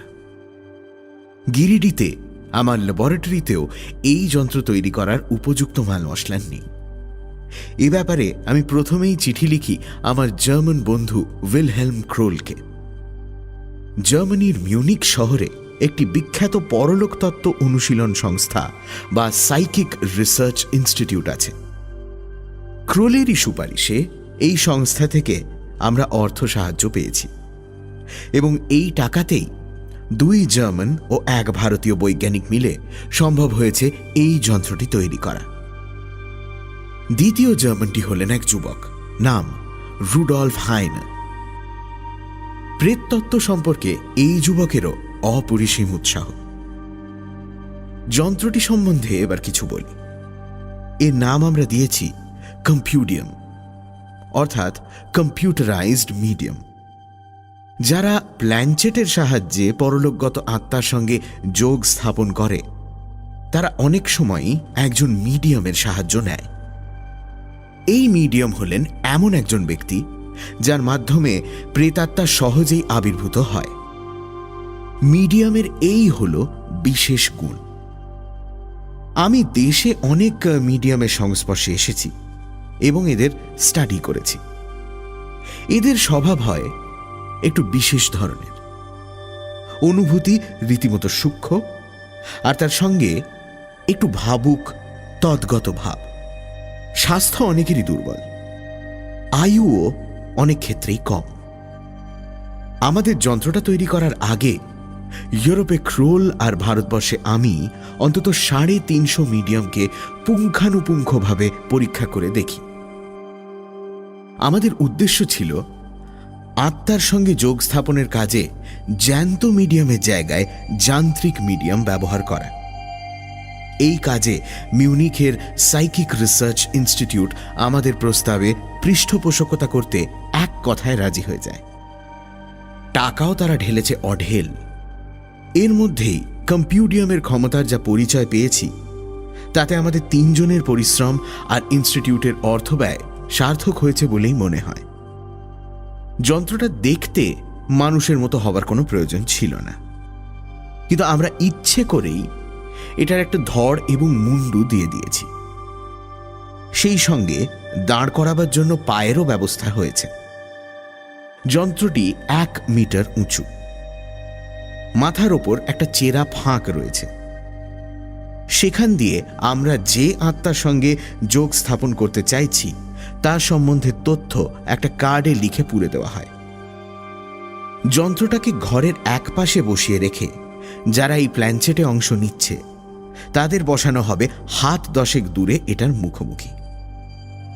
যন্ত্রে কার্ড পোড়া হলে পর ঘরের বাতি নিভিয়ে দেওয়া হয়। এই সম্পূর্ণ অন্ধকার ঘরে ক্রমে যন্ত্রের বুকে বসানো একটা লাল বাতি জ্বলে ওঠে। তার মানে আত্মা উপস্থিত। এইবার আমরা আত্মাকে প্রশ্ন করতে থাকি আর তার উত্তর যন্ত্রের মুখ দিয়ে বেরোতে থাকে। আত্মা ক্লান্ত হলে পর লাল বাতিটা ধীরে ধীরে নিভে যায় আর প্ল্যানচেটও শেষ হয়ে যায়। আমরা 3 বৈজ্ঞানিক মিলে যন্ত্রটাকে এরই মধ্যে পরীক্ষা করে দেখেছি। অ্যাডলফ হিটলারের আত্মাকে আনানো হয়েছিল। তথ্য যন্ত্রে পুরে দেওয়ার 1 মিনিটের মধ্যেই লাল বাতি জ্বলে ওঠে। আমি জার্মান ভাষায় প্রশ্ন করি, তুমি কি অ্যাডলফ হিটলার? উত্তর আসে অর্থাৎ হ্যাঁ। ক্রোল দ্বিতীয় প্রশ্ন করে, তুমি ইহুদিদের এমন নৃশংসভাবে নির্যাতন করেছো তোমার জীবদ্দশায়, তার জন্য এখন তোমার অনুশোচনা হয় না? তৎক্ষণাৎ যন্ত্রের মুখ থেকে তীক্ষ্ণ স্বরে উত্তর বেরোয়, অর্থাৎ না না না। প্রায় 5 মিনিট চলেছিল এই আত্মার সঙ্গে সাক্ষাৎকার। এটা বেশ বুঝেছিলাম যে হিটলার বেঁচে থাকতে সে নিজের সম্বন্ধে যে ধারণা পোষণ করত, মৃত্যুর এতদিন পরেও তার কোনো পরিবর্তন হয়নি। 2 দিন বিশ্রাম নিয়ে আবার যন্ত্রটাকে নিয়ে কাজ শুরু করব। হাইনের আকাঙ্ক্ষা একেবারে আকাশচুম্বী। সে মনে করে যে যন্ত্রের আরেকটু সংস্কার করলে আমরা আত্মার চেহারা দেখতে পাব, অর্থাৎ মৃত ব্যক্তি সশরীরে আমাদের সামনে এসে দাঁড়াবে। সেটা হলে মন্দ হয় না, কিন্তু এখনো যন্ত্রটা যে অবস্থায় রয়েছে এবং যে কাজ করছে সেটাকেও বিজ্ঞানের একটা অক্ষয় কীর্তি বললে বাড়িয়ে বলা হবে না। এবার একদিন কিছু বাছাই করা বৈজ্ঞানিকদের ডেকে আমাদের যন্ত্রের একটা ডেমনস্ট্রেশন দিতে হবে। এখনো পর্যন্ত ব্যাপারটা ধামাচাপা রয়েছে। আমি ক্রোলের অনুরোধে আরও 1 মাস মিউনিখে থাকব। 15ই সেপ্টেম্বর আমাদের যন্ত্রের সাহায্যে 2 জন বিখ্যাত ব্যক্তির আত্মার সঙ্গে যোগ স্থাপন করেছি। একটি ভারতীয়, নবাব সিরাজউদ্দৌলা। এটা আমার একটি ব্যক্তিগত কৌতূহল মেটানোর জন্য। সিরাজকে জিজ্ঞেস করলাম অন্ধকূপ হত্যার কথা। সিরাজ হেসে বলল সে এই সম্বন্ধে কিছুই জানত না। ব্রিটিশরা তাকে হেয় করার জন্য এই জঘন্য অপবাদটি রটিয়েছিল। আত্মা মিথ্যে বলে না, তাই কলঙ্কমোচনটা বেশ ভালোভাবেই হলো। দ্বিতীয় আত্মাটি ছিল শেক্সপিয়ারের। এখানে আমার প্রশ্ন ছিল, তোমার সম্বন্ধে কেউ কেউ বলেন যে তুমি যা লেখাপড়া শিখেছিলে এবং যে সাধারণ পরিবারে তোমার জন্ম, তাতে করে মনে হয় না যে তোমার নাটক আর কাব্য তুমি নিজেই লিখেছ।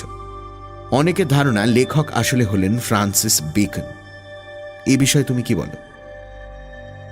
শেক্সপিয়ারের আত্মা প্রশ্ন শুনে প্রথমে অট্টহাস্য করে ওঠে, তারপর মানুষের অপজ্ঞান সম্বন্ধে একটা চমৎকার 4 লাইনের পদ্য শুনিয়ে প্রশ্ন করল, আমার ভাষায় বেকন মানে কি জানো? আমি বললাম, কি? উত্তর এলো, বেকন মানে গেঁয়ো ভূত। তোমাদের অভিধান খুলে দেখো, এই মানে দেয়া আছে। এই গেঁয়ো ভূত রচনা করবে আমার নাটক? তোমাদের যুগের মানুষের কি মতিভ্রম হয়েছে? এই দুটি আত্মা নামানোর সময়ও কেবল আমরা 3 জনই উপস্থিত ছিলাম।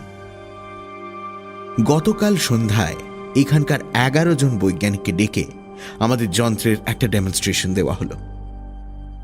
ক্রোল আমাকে আগে থেকেই সাবধান করে দিয়েছিল যে এদের মধ্যে 2-1 জন আছেন যারা প্ল্যানচেটে আদৌ বিশ্বাস করেন না, বিশেষ করে প্রফেসর শুলস।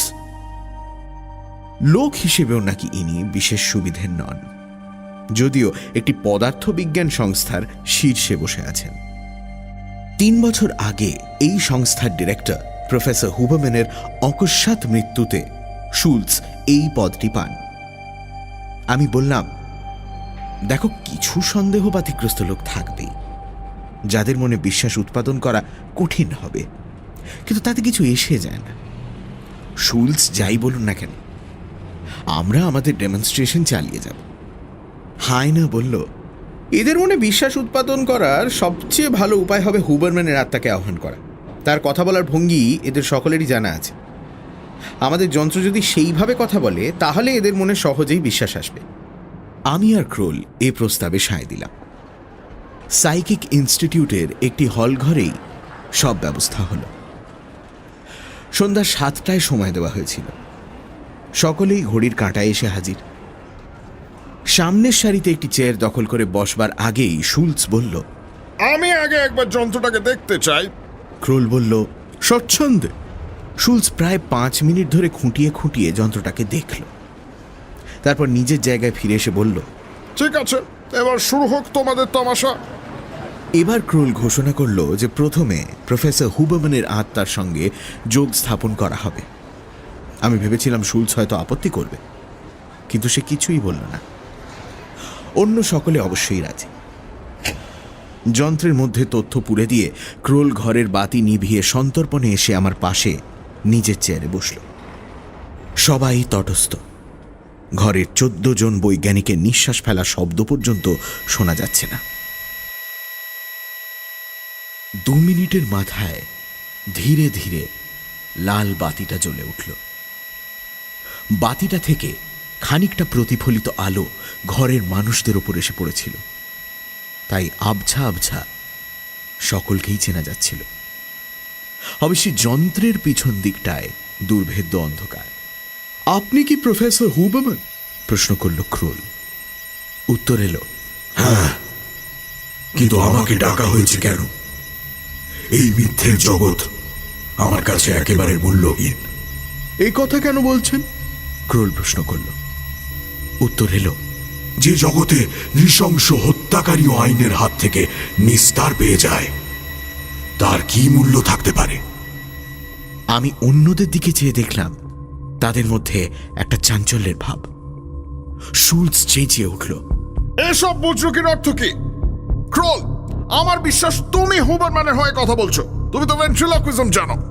ক্রোল যে ভেন্ট্রিলকুইজম জানে সেটা আমিও জানতাম, কিন্তু এ গলা যে আমাদের যন্ত্র থেকেই আসছে সে বিষয়ে কোনো সন্দেহ নেই।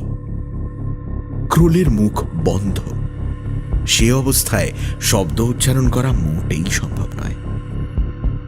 এদিকে যন্ত্রের মধ্যে থেকে আবার কথা শুরু হয়ে গেছে। আমি ছিলাম পদার্থবিজ্ঞান সংস্থার ডিরেক্টর। আমার পদটি দখল করার জন্য আমার কফির সঙ্গে পটাশিয়াম সায়ানাইড মিশিয়ে আমাকে খুন করেন ইয়োহান শুলস। কিন্তু শুধু প্রমাণের অভাবে তিনি পার পেয়ে যান। এর চেয়ে বড় অন্যায় আর কিছু থাকতে পারে না।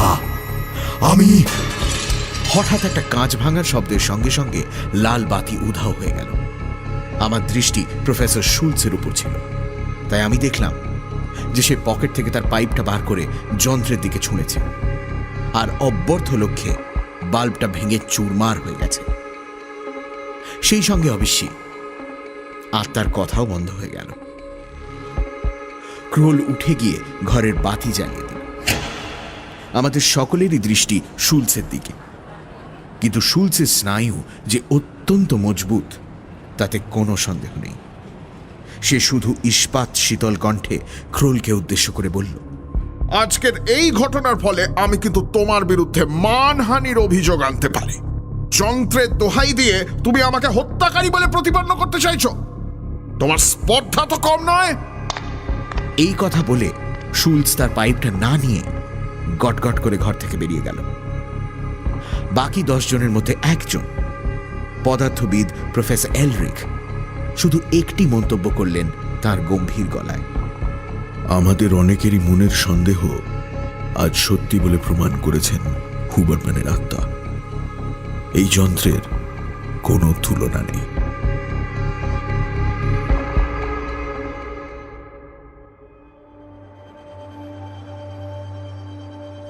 সেপ্টেম্বর।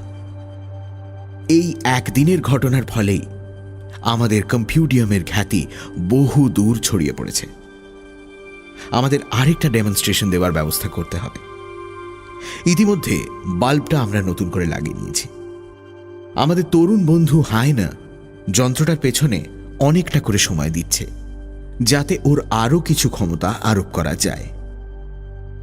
আগামী শনিবার 22 সেপ্টেম্বর প্রায় 50 জন গণ্যমান্য ব্যক্তিকে বলা হয়েছে কম্পিউডিয়ামের একটি ডেমনস্ট্রেশনের জন্য। ইনস্টিটিউটেই হবে ব্যাপারটা। নিমন্ত্রিতদের মধ্যে বিজ্ঞানী, সাহিত্যিক, ডাক্তার, সঙ্গীত শিল্পী, চিত্রকর, ব্যবসাদার, সাংবাদিক, সব রকম লোকই আছে। দেখা যাক কি হয়। 23 সেপ্টেম্বর কাল হই হই কাণ্ড, কিন্তু সাংবাদিকদের নিয়ে কি করা যায় সেটা ভেবে পাচ্ছি না। এত প্রমাণের পরেও তারা বলছে ব্যাপারটাতে বুজরুকি আছে। অন্ধকারের মধ্যে আমরা নাকি নিজেরাই যা করার করে যন্ত্রের ওপর দায়িত্ব চাপাচ্ছি। 3 বৈজ্ঞানিকের কারচুপি, বিজ্ঞানের মুখে কালি ইত্যাদি হেডলাইন কাগজে বেরিয়েছে। হায়না বারবার বলছে আত্মাকে চোখের সামনে উপস্থিত করতে পারলে তবেই এই ব্যাপারটা বিশ্বাস করবে। আমরা ওকে 1 মাস সময় দিয়েছি যন্ত্রটার উপর কাজ চালাতে। তাতেও যদি সফল হয় তাহলে তো কথাই নেই। এবার 22 তারিখের বৈঠকে কি হলো সেটা বলি, তবে তারও আগে একটা কথা বলা দরকার। আমি কিছুদিন ধরেই ভাবছিলাম যে ঐতিহাসিক যুগে সভ্য জগৎ থেকে আত্মা নামানো তো হলো, এবার আরেকটু পেছনে গেলে কেমন হয়। সম্প্রতি এখানকার খবরের কাগজে একটা প্রবন্ধ বেরিয়েছে, সেইটা পড়েই এই চিন্তাটা প্রথম মাথায় আসে। বাউমগার্টন বলে একজন ইতিহাসের অধ্যাপক প্রস্তর যুগের মানুষ সম্বন্ধে বলতে গিয়ে লিখেছেন যে স্পেন ও ফ্রান্সের কিছু গুহায় যেসব জানোয়ারের আশ্চর্য রঙিন ছবি রয়েছে, তেমন আঁকা আজকের দিনের শিল্পীর পক্ষেও প্রায় অসম্ভব। সেগুলো প্রস্তর যুগের মানুষের কীর্তি হতেই পারে না। লেখাটা পড়ে আমার মনে পড়ল যে গুহাগুলো যখন আবিষ্কার হয়েছিল তখনও সভ্য সমাজের অনেকেই এই একই কথা বলে যে ছবিগুলো আসলে আজকের দিনের কোনো শিল্পীরই আঁকা, সেগুলোকে 20,000 বছরের পুরনো বলে চালানো হচ্ছে। আমি ঠিক করলাম এবার কম্পিউডিয়ামের সাহায্যে এই প্রস্তর যুগের একজন মানুষের আত্মাকে নামাবো। তার সঙ্গে অবশ্যই কথা বলা চলবে না, কারণ সম্ভবত এতদিন আগে কোনো ভাষার উদ্ভব হয়নি। কিন্তু এই আত্মা কি রকম আচরণ করে, মুখ দিয়ে কোনো শব্দ করে কিনা, সেগুলোও তো জানবার জিনিস। হয়তো সে একটা অজানা কোনো ভাষায় কথা বলতে আরম্ভ করবে, সেটা অবশ্যই একটা অতি মূল্যবান আবিষ্কার হবে। ক্রোল শুনে আমার প্রস্তাবে সায় দিয়ে বলল, তাহলে প্রবন্ধের লেখক বাউমগার্টেনকেও ডাকা যাক, সেও উপস্থিত থাকুক। আমি বললাম, উত্তম প্রস্তাব।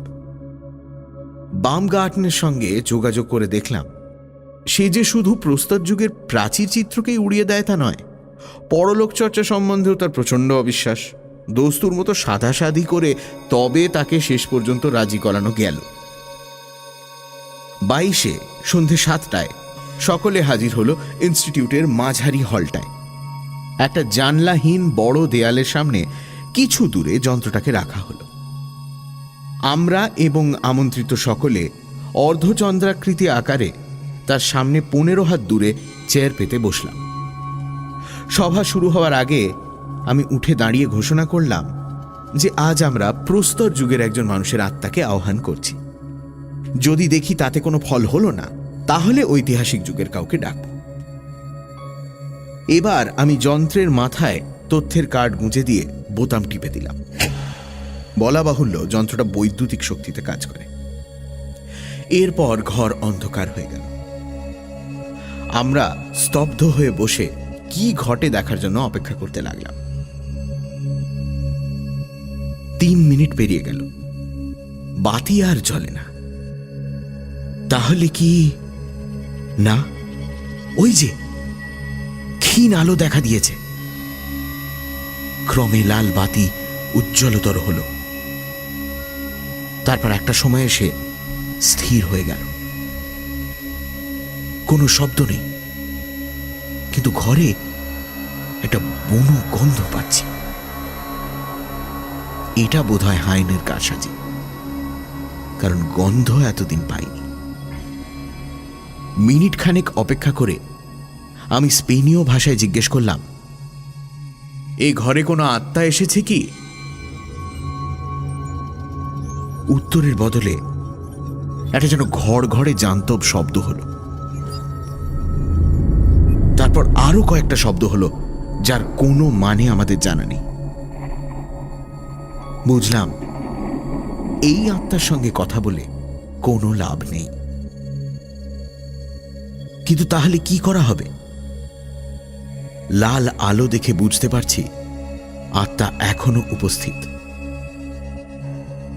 প্রায় মিনিট 10 এইভাবে জ্বলে আলোটা ক্রমে মিলিয়ে গেল। আর তারপরেই ঘরের বাতি জ্বলতে এক অত্যাশ্চর্য দৃশ্য দেখে আমাদের সকলের মুখ থেকেই নানা রকম বিস্ময়সূচক শব্দ বেরিয়ে পড়ল। যন্ত্রের পেছনে সাদা দেয়ালে একটা শিং বাগিয়ে তেড়ে আসা বাইসনের প্রকাণ্ড রঙিন ছবি আঁকা রয়েছে। এই ছবি যদি পিকাসো আঁকতেন, তাহলেও তিনি গর্বই বোধ করতেন। এই ছবি আমাদের জন্য এঁকে গেছে 20,000 বছর আগের প্রস্তর যুগের অজ্ঞাত মানুষের আত্মা। 28 সেপ্টেম্বর। সেদিনের আশ্চর্য ঘটনা সম্পর্কে আমাদের একজন দর্শক, পুরাতত্ত্ববিদ প্রফেসর ওয়াইগল, যন্ত্রটার উচ্ছ্বসিত প্রশংসা করে সংবাদপত্রে একটি সাক্ষাৎকার দিয়েছিলেন। কিন্তু সেই সঙ্গে বাউমগার্টেন আবার আমাদের বুজরুক বলে ঘোষণা করেছেন আরেকটি কাগজে। আমাদের 3 জনের মধ্যে নাকি একজন শিল্পী, আর তিনিই নাকি অন্ধকারের সুযোগ নিয়ে দেয়ালে ছবি এঁকে এসেছিলেন। এর ফলে গত 3 দিন ধরে কাগজে তুমুল তর্ক বিতর্ক চলছে। বেশিরভাগ কাগজই আমাদের বিরুদ্ধে। আমি সাংবাদিক যাত্রার প্রতি বীতশ্রদ্ধ হয়ে সব ছেড়ে ছুড়ে দেশে ফেরার কথা ভাবছি, এমন সময় আজ সকালে হঠাৎ হাইনা এসে সোল্লাসে ঘোষণা করল যে তার পরিশ্রম সার্থক হয়েছে। যন্ত্রের পাশে আত্মা সশরীরে আবির্ভূত হচ্ছেন। আমি তো অবাক। ক্রোলকে বলতে সে বলল, অবিলম্বে পরীক্ষা করে দেখা যাক। তুমি নিজে কি পরীক্ষা করেছো? না করে আর বলছি, বলল হাইনা। আমি আমারই নামধারী অষ্টাদশ শতাব্দীর কবি হাইনরিখ হাইনার সঙ্গে এই মাত্র কথা বলে আসছি। তিনি কি পোশাক পরেছিলেন তারও বর্ণনা আমি দিতে পারি। আমরা 3 জনে তখনই যন্ত্রটা নিয়ে বসে গেলাম। 10 মিনিটের মধ্যে দেখি বিশ্ববিখ্যাত জার্মান সুরকার বেথোভেন কালো কোট পরে আমাদের সামনে অস্থিরভাবে পায়াচারি করছে। আমরা তাকে কিছু প্রশ্ন করার আগেই বেথোভেন গভীর আক্ষেপের সঙ্গে চেঁচিয়ে উঠলেন, ওফ, আমার এই বধিরতাই হবে আমার কান। হে ভগবান, আমার এই কান দুটোকেই তুমি নিষ্ক্রিয় করে দিলে। মনে পড়ে গেল বেথোভেন মাঝ বয়স থেকেই কালা হয়ে গিয়েছিলেন। হাইনার এই কীর্তিতে আমরা বাকি দুজনও খুব গর্ববোধ করছি। আমার মন বলছে এবার হয়তো সাংবাদিকদের স্থূল মস্তিষ্কে প্রবেশ করানো যাবে আমাদের এই যন্ত্রের অনন্যতা। আমরা তিনজনেই স্থির করলাম যে ইনস্টিটিউটের সাহায্যে জার্মানির যত নামকরা সাংবাদিক আছে, বিশেষ করে যারা আমাদের নিন্দা করেছে, তাদের সকলকে আর একটা বৈঠকে ডাকব। এবার ইনস্টিটিউটের বড় লেকচার হলটাকে নেওয়া হবে এবং মঞ্চের মধ্যে বসবে আমাদের যন্ত্র। আমরা এই মর্মে আমন্ত্রণ পাঠিয়ে দিয়েছি। অবশ্য এবারও আমরা বৈজ্ঞানিকদের বাদ দিইনি, শুলৎজকেও বলা হয়েছে। সে কার্ড পেয়ে আমাকে ফোন করে বলেছিল, এবার কি নতুন বুদ্ধি দেখাবে তোমরা? আমি বললাম, সেটা আপনি সশরীরে বর্তমান থেকেই দেখুন না। এইটুকু বলতে পারি যে এবার শুধু শোনার নয়, দেখার জিনিসও থাকবে। শুলৎজ হেসে বলেছিল, তা ম্যাজিক দেখতে কে না ভালোবাসে? সে ম্যাজিক যদি সর্বসমক্ষে ফাঁস করে দেওয়া যায়, তার থেকে বেশি মজা আর কিছুতেই নেই। আমি বললাম, আপনার মতলব তাই হলেও আপনি দয়া করে আসুন, দেখি, বলল শুলৎজ। আমার মন বলছে শুলৎজ না এসে পারবে না। সব শুদ্ধ 750 লোককে বলা হয়েছে। ইনস্টিটিউটের হলে ধরে 800। 3রা অক্টোবর আমাদের বৈঠক। 3রা অক্টোবর রাত 12:30। আজ সন্ধ্যার ঘটনা ভাবতে এখনো শিউরে শিউরে উঠছি। তবে আমাদের যে জয় হয়েছে তাতে কোনো সন্দেহ নেই। বৈঠকের শেষে শিহরণ সত্ত্বেও হলের মধ্যে কোনো লোক হাততালি দিতে ছাড়েনি। আমাদের তৈরি এই কম্পিউডিয়াম আমাদের মান রেখেছে আশ্চর্যভাবে। আমন্ত্রিতদের প্রত্যেকেই এসেছিল। বিনা পয়সার তামাশা দেখার লোভ কে সামলাতে পারে? শেষ পর্যন্ত টেলিফোনে বহু অনুরোধের ফলে লেকচার হল ভরেই গেল। আজ সভা আরম্ভ হওয়ার আগে একটা ছোট বক্তৃতায় ক্রোল জানিয়ে দিল আমাদের মনোভাবটা। বিজ্ঞানের কোনো যুগান্তকারী আবিষ্কারই প্রথমে সকলে মেনে নেয়। টেলিফোন, টেলিগ্রাফ, টেলিভিশন থেকে শুরু করে আণবিক বিস্ফোরণ, চাঁদে অবতরণ, মহাকাশে স্যাটেলাইট প্রেরণ, এই সব কিছু সম্বন্ধেই বহু লোকে মনে সন্দেহ পোষণ করেছে। আমাদের ক্ষেত্রেও তাই হবে এবং আজকে যা ঘটতে চলেছে তা এই যন্ত্র সম্পর্কে মানুষের মনে বিশ্বাস জাগাবে, এটাই আমাদের ধারণা। আজ কথা ছিল যে যন্ত্রটার মাথায় তথ্য পূর্বে হায়না, এবং সে যে কার প্রেতাত্মাকে নামাতে চায় সেটা আমাদের দুজনকেও বলবে না। এটা হবে একটা সারপ্রাইজ। ক্রোল, আমি তাতে রাজি হয়ে যাই, কারণ হায়নার বয়স কম হলেও সে অতি বিচক্ষণ বৈজ্ঞানিক। তাছাড়া তার তরুণ মস্তিষ্কে যে ধরনের বুদ্ধি খেলে সেটা বর্তমান পরিস্থিতিতে কাজে লাগতে পারে। ক্রোল বক্তৃতা দিয়ে বসার পর হায়না উঠে দাঁড়িয়ে সভার সকলকে অভিবাদন জানিয়ে বলল, আজ আমরা আপনাদের জানিয়েছি যে আমাদের কম্পিউডিয়ামের সাহায্যে একটি প্রেতাত্মা উপস্থিত করা হবে। আমি শুধু এইটুকুই বলতে চাই যে সেটা কিসের আত্মা সেটা আগে থেকে বলা হবে না। আত্মা এলে পর আপনারা নিজের চোখেই দেখতে পাবেন। হায়না তার কথা শেষ করে পকেট থেকে একটা কার্ড বের করে মঞ্চের মাঝখানে রাখা যন্ত্রটার মাথায় গুঁজে দিল। তারপর একজন কর্মচারীর দিকে ইঙ্গিত করাতে সে হলের সব বাতি নিভিয়ে দিল। আমি সহজে নার্ভাস বা বিচলিত হই না, কিন্তু আজ কেন জানি আমার বুকের ভেতর একটা দুরু দুরু অনুভব করছে। কার আত্মা আসছে হায়নার আহ্বানে? 5 মিনিট কোনো ঘটনা নেই। ঘরে মিশকালো অন্ধকার, জানলাগুলো কালো পর্দা দিয়ে ঢাকা। কি যেন একটা কাশতে গিয়ে কাশি চেপে নিল, তারপরেই আবার নিস্তব্ধতা। বুঝতে পারছিলাম সকলে দম বন্ধ করে অপেক্ষা করছে। আমার দৃষ্টি মঞ্চের মাঝখান থেকে এক চুলও নড়ছে না। ওই যে একটা যেন লাল বিন্দু দেখতে পাচ্ছি। হ্যাঁ, কোনো ভুল নেই, যন্ত্রের বুকে লাল আলো জ্বলে উঠছে। তার মানে হঠাৎ একটা শব্দ পেলাম নিস্তব্ধ ঘরের মধ্যে, ঝড়ের শব্দ। না, ঝড়ের নয়, উড়ন্ত পাখির ডানার শব্দ। ওই যে পাখি।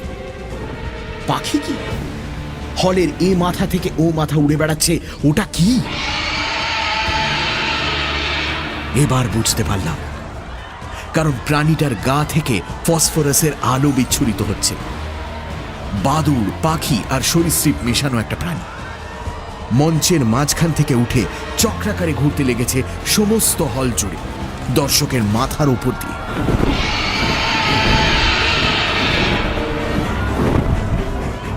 সেই সঙ্গে মাঝে মাঝে তার দাঁতালো মুখটা হাঁ করে চিৎকার করে উঠছে। টেরোড্যাকটিল, দাঁত ও ডানা বিশিষ্ট ভীষণ হিংস্র প্রাণী। আজ থেকে 1.5 কোটি বছর আগে ছিল পৃথিবীতে। হায়না সেই প্রাণীর বর্ণনা দিয়েছে তার কার্ডে। প্রাণীর চোখ দুটো জলজলে সবুজ, দেখলেই মনে হয় যেন হিংস্রতার প্রতীক। তার উপরে তার শরীর থেকে বিচ্ছুরিত জ্যোতি তাকে আরো ভয়ানক করে তুলেছে। হলে তুমুল চাঞ্চল্য, আর সেটা যে চরম আতঙ্কের অভিব্যক্তি তাতে কোনো সন্দেহ নেই। সব গোলমাল ছাপিয়ে হায়না চেঁচিয়ে উঠল মাইকে, বিশ্বাস হয়েছে, বিশ্বাস হয়েছে, এইবারে বিশ্বাস হয়েছে তো? সমস্বরে উত্তর এলো, হায়নাই বোধহয় যন্ত্রের সুইচটা বন্ধ করে দিল, আর সঙ্গে সঙ্গে ঘরের বাতি জ্বলে উঠল। দর্শকের মধ্যে 7 জন লোক ভয়ে অজ্ঞান হয়ে গিয়েছিল। সামনের সারির একজন কালো স্যুট পরা ভদ্রলোক চেয়ার থেকে মেঝেতে পড়ে গিয়েছিলেন। কাছে গিয়ে দেখলাম লোকটি প্রফেসর শুলস। ক্রুল শুলসের কবজি ধরে নাড়ি দেখে গম্ভীরভাবে বলল, ইনি আর বেঁচে নেই। এদিকে এই মৃত্যুর পশ্চাৎপটে চলেছে তুমুল করধ্বনি। মনে মনে বললাম, কম্পিউডিয়ামের জয়, বিজ্ঞানের জয়।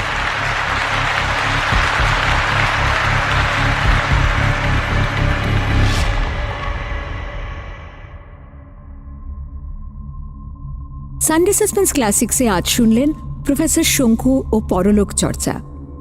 রচনা সত্যজিৎ রায়, গল্প পাঠে দীপ, শব্দগ্রহণ, ধ্বনি পরিকল্পনা ও স্পেশাল এফেক্টসের রিচার্ড, প্রচার অলঙ্করণ গ্রিনিং ট্রি, গল্পের সূত্রধার ও সমগ্র পরিকল্পনা ও পরিচালনায় আমি ইন্দ্রাণী। সানডে সাসপেন্সে শুনছিলেন পরলোক চর্চা। এর পরের গল্প ডক্টর ড্যানিয়েলের আবিষ্কার। সানডে সাসপেন্স ক্লাসিক্সে আজ শুনুন সত্যজিৎ রায়ের লেখা প্রফেসর শঙ্কুর অ্যাডভেঞ্চার, ডক্টর ড্যানিয়েলের আবিষ্কার।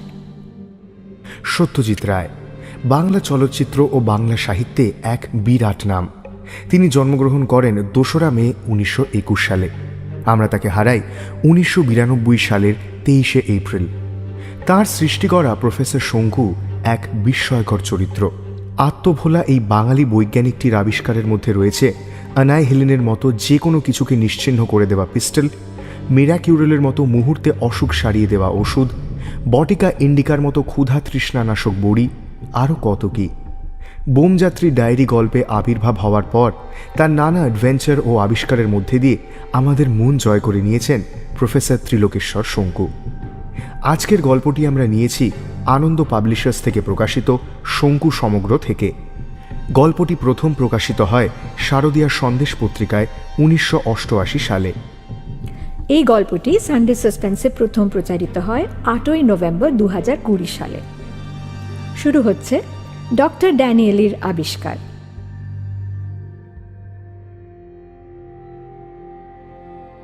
15ই এপ্রিল, রোম। কাল এক আশ্চর্য ঘটনা। এখানে আমি এসেছি একটি বিজ্ঞানী সম্মেলনে। কাল স্থানীয় বায়োকেমিস্ট ডক্টর দানিয়েলির বক্তৃতা ছিল। তিনি তার ভাষণে সকলকে চমৎকৃত করে দিয়েছেন। অবশ্যই আমি যে অন্যদের মতো অতটা অবাক হয়েছি তা নয়, কিন্তু তার কারণটা পরে বলছি। দানিয়েলির আশ্চর্য ভাষণের কথা বলার আগে একটা কথা বলা দরকার। বিখ্যাত ইংরেজ লেখক রবার্ট লুইস স্টিভেনসনের উপন্যাস ডক্টর জেকেল অ্যান্ড মিস্টার হাইডের কথা অনেকেই জানে। যারা জানে না তাদের জন্য বলছি যে ডক্টর জেকেল বিশ্বাস করতেন প্রত্যেক মানুষের মধ্যেই একটা ভালো আর একটা মন্দ দিক থাকে। এই মন্দ প্রবৃত্তিগুলো মানুষ দমন করে রাখে, কারণ তাকে সমাজে বাস করতে হলে সমাজের কতগুলো নিয়ম মানতে হয়। কিন্তু ডক্টর জেকেল দাবি করেছিলেন তিনি এমন ওষুধ বার করতে পারেন যে ওষুধ কেউ খেলে তার ভেতরের হীন প্রবৃত্তিগুলো বাইরে বেরিয়ে এসে তাকে একটা নৃশংস জীবে পরিণত করবে। ডক্টর জেকেলের এই কথা কেউ বিশ্বাস করেনি, তাই তিনি তার গবেষণাগারে ঠিক এই রকমই একটি ওষুধ তৈরি করে নিজের ওপর প্রয়োগ করে এক ভয়ঙ্কর মানুষ মিস্টার হাইডে পরিণত হয়েছিলেন। সেই অবস্থায় তিনি খুনও করেছিলেন, যদিও ডক্টর জেকেল এমনিতে ছিলেন অতি সজ্জন ব্যক্তি। স্টিভেনসনের এই উপন্যাস যথেষ্ট আলোড়নের সৃষ্টি করেছিল, কিন্তু এমন ওষুধ বাস্তবে আজ পর্যন্ত কেউ তৈরি করতে পারেনি। দানিয়েলি দাবি করছেন তিনি করতে চলেছেন, এবং দানিয়েলির আগেই গিরিডিতে আমার ল্যাবরেটরিতে আমি করেছি। আমার ওষুধ আমি নিজে খাইনি, কিন্তু আমার পোষা বেড়াল নিউটনকে এক ফোঁটা খাইয়েছিলাম। খাওয়ানো 3 মিনিটের মধ্যে সে আমাকে অত্যন্ত হিংস্রভাবে আক্রমণ করে আমার ডান হাতে আঁচড় দিয়ে আমাকে জখম করে।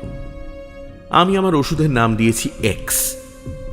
একই সঙ্গে অ্যান্টি এক্স নামে আরেকটি ওষুধ বার করি, যেটা এক্সের অ্যান্টিডোট, অর্থাৎ যেটা খেলে মানুষ আবার স্বাভাবিক অবস্থায় ফিরে আসতে পারে।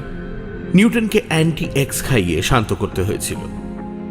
দানিয়েলির বক্তৃতার সময় তার অবস্থা জেকেলের মতোই হয়েছিল।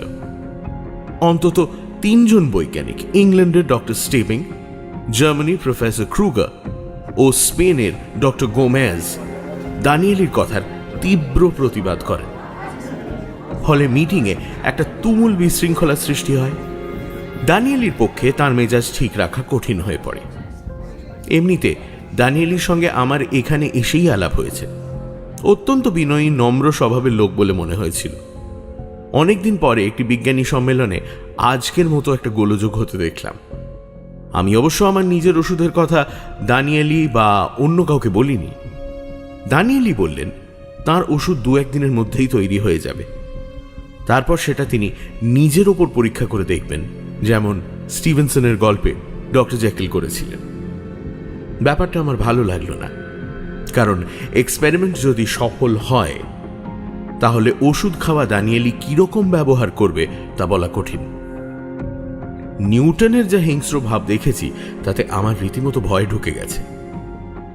আজ আর আধ ঘন্টার মধ্যেই ডেলিগেটদের লাঞ্চ আছে।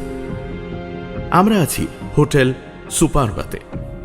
এইখানেই একতলায় ডাইনিং রুমে লাঞ্চ। সম্মেলন চলবে আর 2 দিন, তারপর আরো 2-3 দিন রোমে থেকে দেশে ফিরব। 17ই এপ্রিল। আজ সম্মেলনের পর দানিয়েলির সঙ্গে দেখা করলাম। বললাম তার বক্তৃতায় তিনি যা বলেছেন তা আমি বিশ্বাস করি। আমারও একই মত। তাতে ভদ্রলোক যার পর নাই খুশি হলেন। আমি বললাম, তুমি যে ওষুধ বানাচ্ছ সেই সঙ্গে তার প্রভাব দূর করার জন্য ওষুধ করছো আশা করি। তা তো বটেই, বললেন দানিয়েলি। এ ব্যাপারে আমি স্টিভেনসনের উপন্যাসের দ্বারা প্রভাবিত হয়েছি। এতদিন কেন যে কেউ এরকম একটা ওষুধ তৈরি করতে চেষ্টা করেনি তা জানি না। তার কারণ স্টিভেনসনের গল্পেই পাওয়া যায়। যদি সেই ওষুধ মিস্টার হাইডের মতো এমন মানুষ তৈরি করতে পারে, তাহলে সে ওষুধ খাওয়ার কি বিপদ সে তো বুঝতেই পারছো। কিন্তু তা বলে তো বিজ্ঞানকে থেমে থাকতে দেওয়া যায় না। পরীক্ষা নিরীক্ষা চালাতেই হবে, এবং আমার পরীক্ষা যদি সফল হয় তাহলে তার পরিণাম যাই হোক না কেন এটা মানতেই হবে যে সেটা হবে বিজ্ঞানের অগ্রগতির একটা নিদর্শন। তবে তুমি যদি একটা হাইডে পরিণত হও তাহলে ব্যক্তিগতভাবে আমার সেটা মোটেই ভালো লাগবে না। দেখা যাক কি হয়। তুমি কি কি উপাদান দিয়ে ওষুধটা তৈরি করেছো সেটা জানতে পারি কি? ভদ্রলোক যা উত্তর দিলেন তা শুনে আমি একটা অদ্ভুত রোমাঞ্চ অনুভব করলাম। আমিও ঠিক একই উপাদান দিয়ে আমার ওষুধটা তৈরি করেছি। সেটা অবশ্যই আর দানিয়েলিকে বললাম না, এবং দানিয়েলিও তার উপাদানের পরিমাণ আমাকে বললেন না। 18 এপ্রিল। আজ কাগজে সাংঘাতিক খবর। ডক্টর স্টিভিংকে পাওয়া যাচ্ছে না। আমাদের হোটেলটা টাইবার নদীর ওপরে। স্টিভিং নাকি রোজ ডিনারের আগে টাইবারের ধারে হাঁটতে যেতেন। আজও গিয়েছিলেন, কিন্তু আর ফেরেননি। পুলিশ সন্দেহ করছে তিনি কোনো গুন্ডার দ্বারা নিহত হয়েছেন এবং গুন্ডারা তাঁর মৃতদেহ টাইবারের জলে ফেলে দিয়েছে। কিন্তু আমার ধারণা অন্যরকম।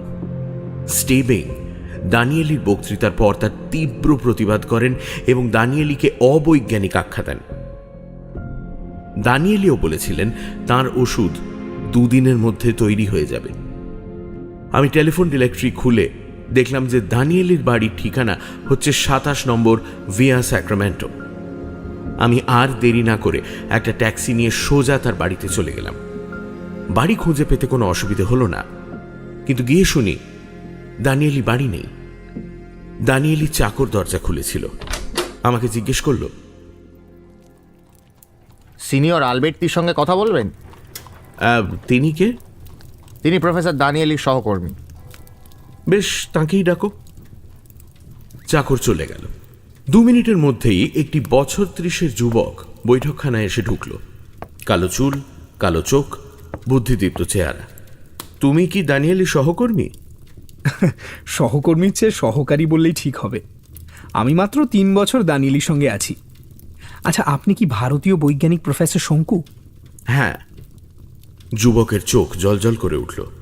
বলল, মাই গড, আপনার বিষয়ে আমি অনেক শুনেছি এবং আপনার আবিষ্কার সম্বন্ধেও অনেক পড়েছি।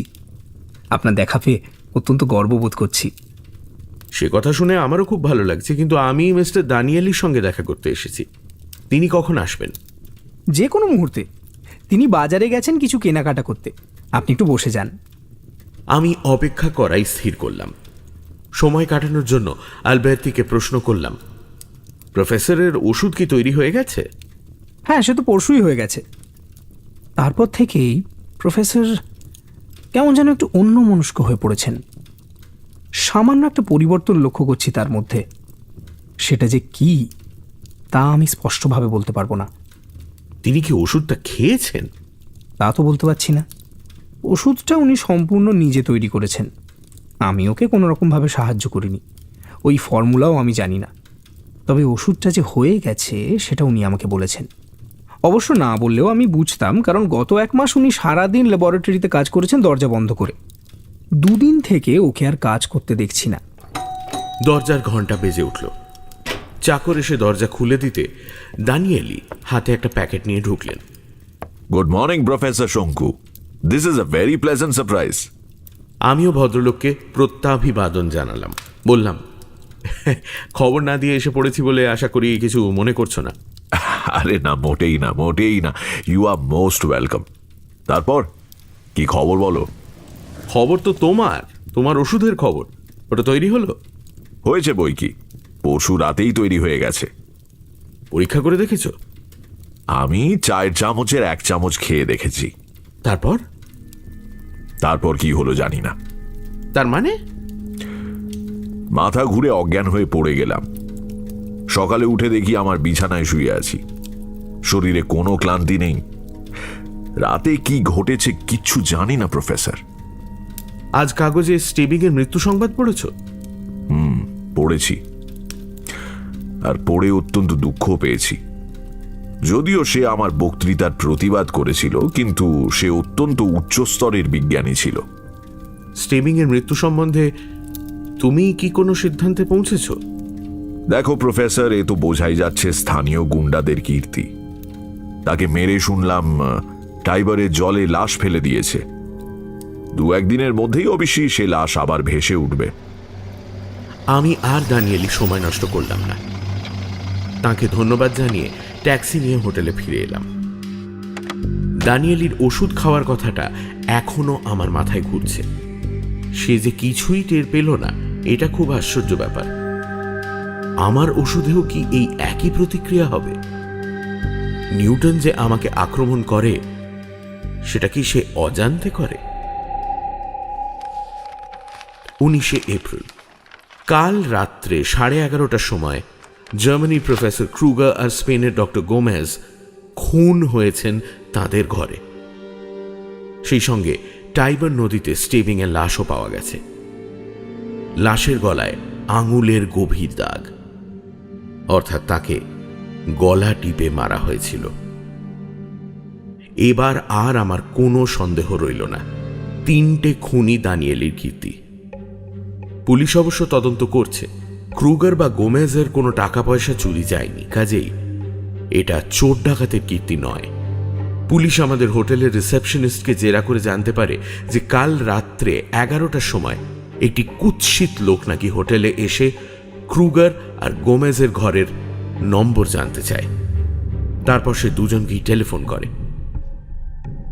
ক্রুগার আর গোমেজ দুজনকেই স্টেবিং এর মতোই গলা টিপে মারা হয়েছে। আততায়ী যে অত্যন্ত শক্তিশালী সে বিষয়ে সন্দেহ নেই। অথচ দানিয়েলিকে দেখলে তার মধ্যে শারীরিক শক্তির কোনো লক্ষণ পাওয়া যায় না। ওর বয়সও হয়েছে অন্তত 60। আমি এবার দানিয়েলির বাড়িতে একটা ফোন করলাম। সে নিজেই ফোন ধরল। শান্ত কণ্ঠস্বর, উত্তেজনার লেশ মাত্র নেই। আমি ফোন করছি শুনে অত্যন্ত হৃদ্যতার সঙ্গে আমাকে অভিবাদন জানালো। আমি বললাম, আমি একবার তোমার বাড়ি আসতে চাই। এক্ষুনি চলে এসো, আমি সারা সকাল বাড়িতেই আছি। 10 মিনিটে দানিয়েলের বাড়িতে হাজির হলাম। অত্যন্ত আন্তরিকভাবে আমার সঙ্গে করমর্দন করে আমায় সোফায় বসতে বলে বলল, বলো কি খবর? আমি বসে বললাম, তুমি কি কাল রাত্রে আবার ওষুধটা খেয়েছিলে? হ্যাঁ, এবং সেই একই প্রতিক্রিয়া। ওষুধ খাবার পর কি করেছি, কোথায় ছিলাম বা কখন ফিরলাম, কিছুই মনে নেই। 1 চামচই খেয়েছিলে? হ্যাঁ। তুমি বোধহয় জানো যে কাল ক্রুগার আর গোমেজ খুন হয়েছে এবং স্টেবিং এর লাশ পাওয়া গেছে? জানি। এরা 3 জনেই কিন্তু তোমার বক্তৃতায় ঘোর আপত্তি তুলেছিল। তাও জানি। আমার একটা কথা শুনবে? কি? ওষুধটা আর খেও না। তুমি যখন নিজে কিছুই অনুভব করছো না, তখন খেয়ে লাভ কি? বিজ্ঞানের দিক দিয়ে তো তুমি কোনো জ্ঞান আহরণ করছো না। সত্যি বলতে কি, তুমি তো কিছুই জানতে পারছো না। তা পারছি না, কিন্তু একটা যে কিছু হচ্ছে তাতে কোনো সন্দেহ নেই। কিছু মনে করো না, কিন্তু আমার ধারণা এই 3টে খুনের জন্য তুমি দায়ী, অর্থাৎ তোমার ওষুধই দায়ী। ননসেন্স। ননসেন্স নয়। কেন সেটা আমি বলছি। আমি নিজে একই ওষুধ আবিষ্কার করেছি ভারতবর্ষে আমার ল্যাবরেটরিতে। আমি সেটা আমার পোষা বেড়ালের ওপর পরীক্ষা করেছিলাম। ড্রপার দিয়ে 1 ফোঁটা ওষুধ তার মুখে ঢেলে দিয়েছিলাম। 3 মিনিটের মধ্যে সে আমাকে আক্রমণ করে জখম করে। তার আধ ঘন্টার মধ্যেই অবশ্যই সে আমারই তৈরি একটি অ্যান্টিডোট খেয়ে আবার স্বাভাবিক অবস্থায় ফিরে আসে। দানিয়েলি একটুক্ষণ চুপ করে রইল। আমি লক্ষ্য করলাম তার জোরে জোরে নিঃশ্বাস পড়ছে। তারপর চাপা স্বরে সে বলল, তুমি আমার আগে এই ওষুধ আবিষ্কার করেছো? হ্যাঁ। I don't believe it. দানিয়েলির কণ্ঠস্বরে এই প্রথম একটা তিক্ততার আভাস পেলাম। সে আবার বলল, আই ডোন্ট বিলিভ ইট। তুমি বিশ্বাস না করতে পারো, কিন্তু কথাটা সত্যি। তুমি তোমার ওষুধের উপাদানের কথা আমাকে বলেছ, কিন্তু পরিমাণ বলনি। আমিও এই একই উপাদান দিয়ে ওষুধ তৈরি করেছি এবং আমার পরিমাণ মুখস্থ আছে। সেটা আমি তোমাকে বলছি, দেখো তোমার সঙ্গে মেলে কিনা। আমার পুরো ফর্মুলাটা কণ্ঠস্থ ছিল। সেটা আমি দানিয়েলিকে বললাম। তার দৃষ্টি বিস্ফারিত হয়ে উঠল। তারপর সে ফিস ফিস করে বলল, আই কান্ট বিলিভ ইট। পরিমাণ দুজনের হুবহু এক। তাহলে বুঝতেই পারছো, তুমি নিজে খাওনি তোমার ওষুধ? না, এবং কোনোদিন খাবো না। কিন্তু আমাকে খেতেই হবে।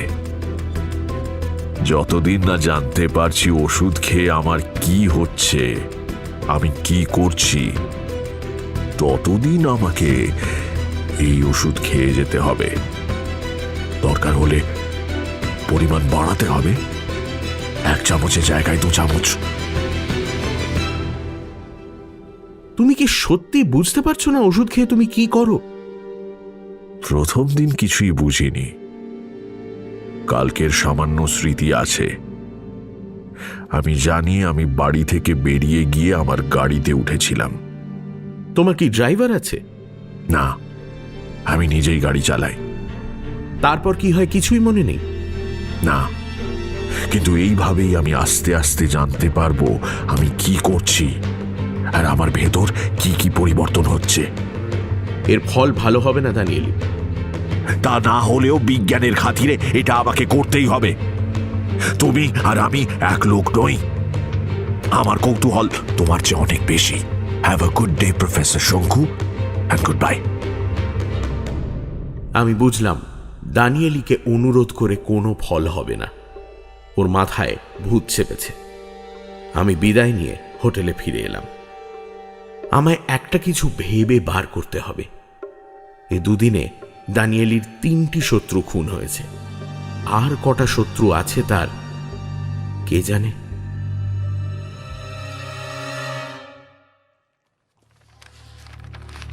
20শে এপ্রিল। আজ 4র্থ খুনের খবর কাগজে বেরিয়েছে। রোমের বিখ্যাত পদার্থবিজ্ঞানী ডক্টর বার্নিনিকে কেউ কাল রাতে তার বাড়িতে গলা টিপে মেরে এসেছে। পুলিশ গলায় আঙুলের ছাপ পেয়েছে। সেই অনুসারে তারা অনুসন্ধান চালাচ্ছে।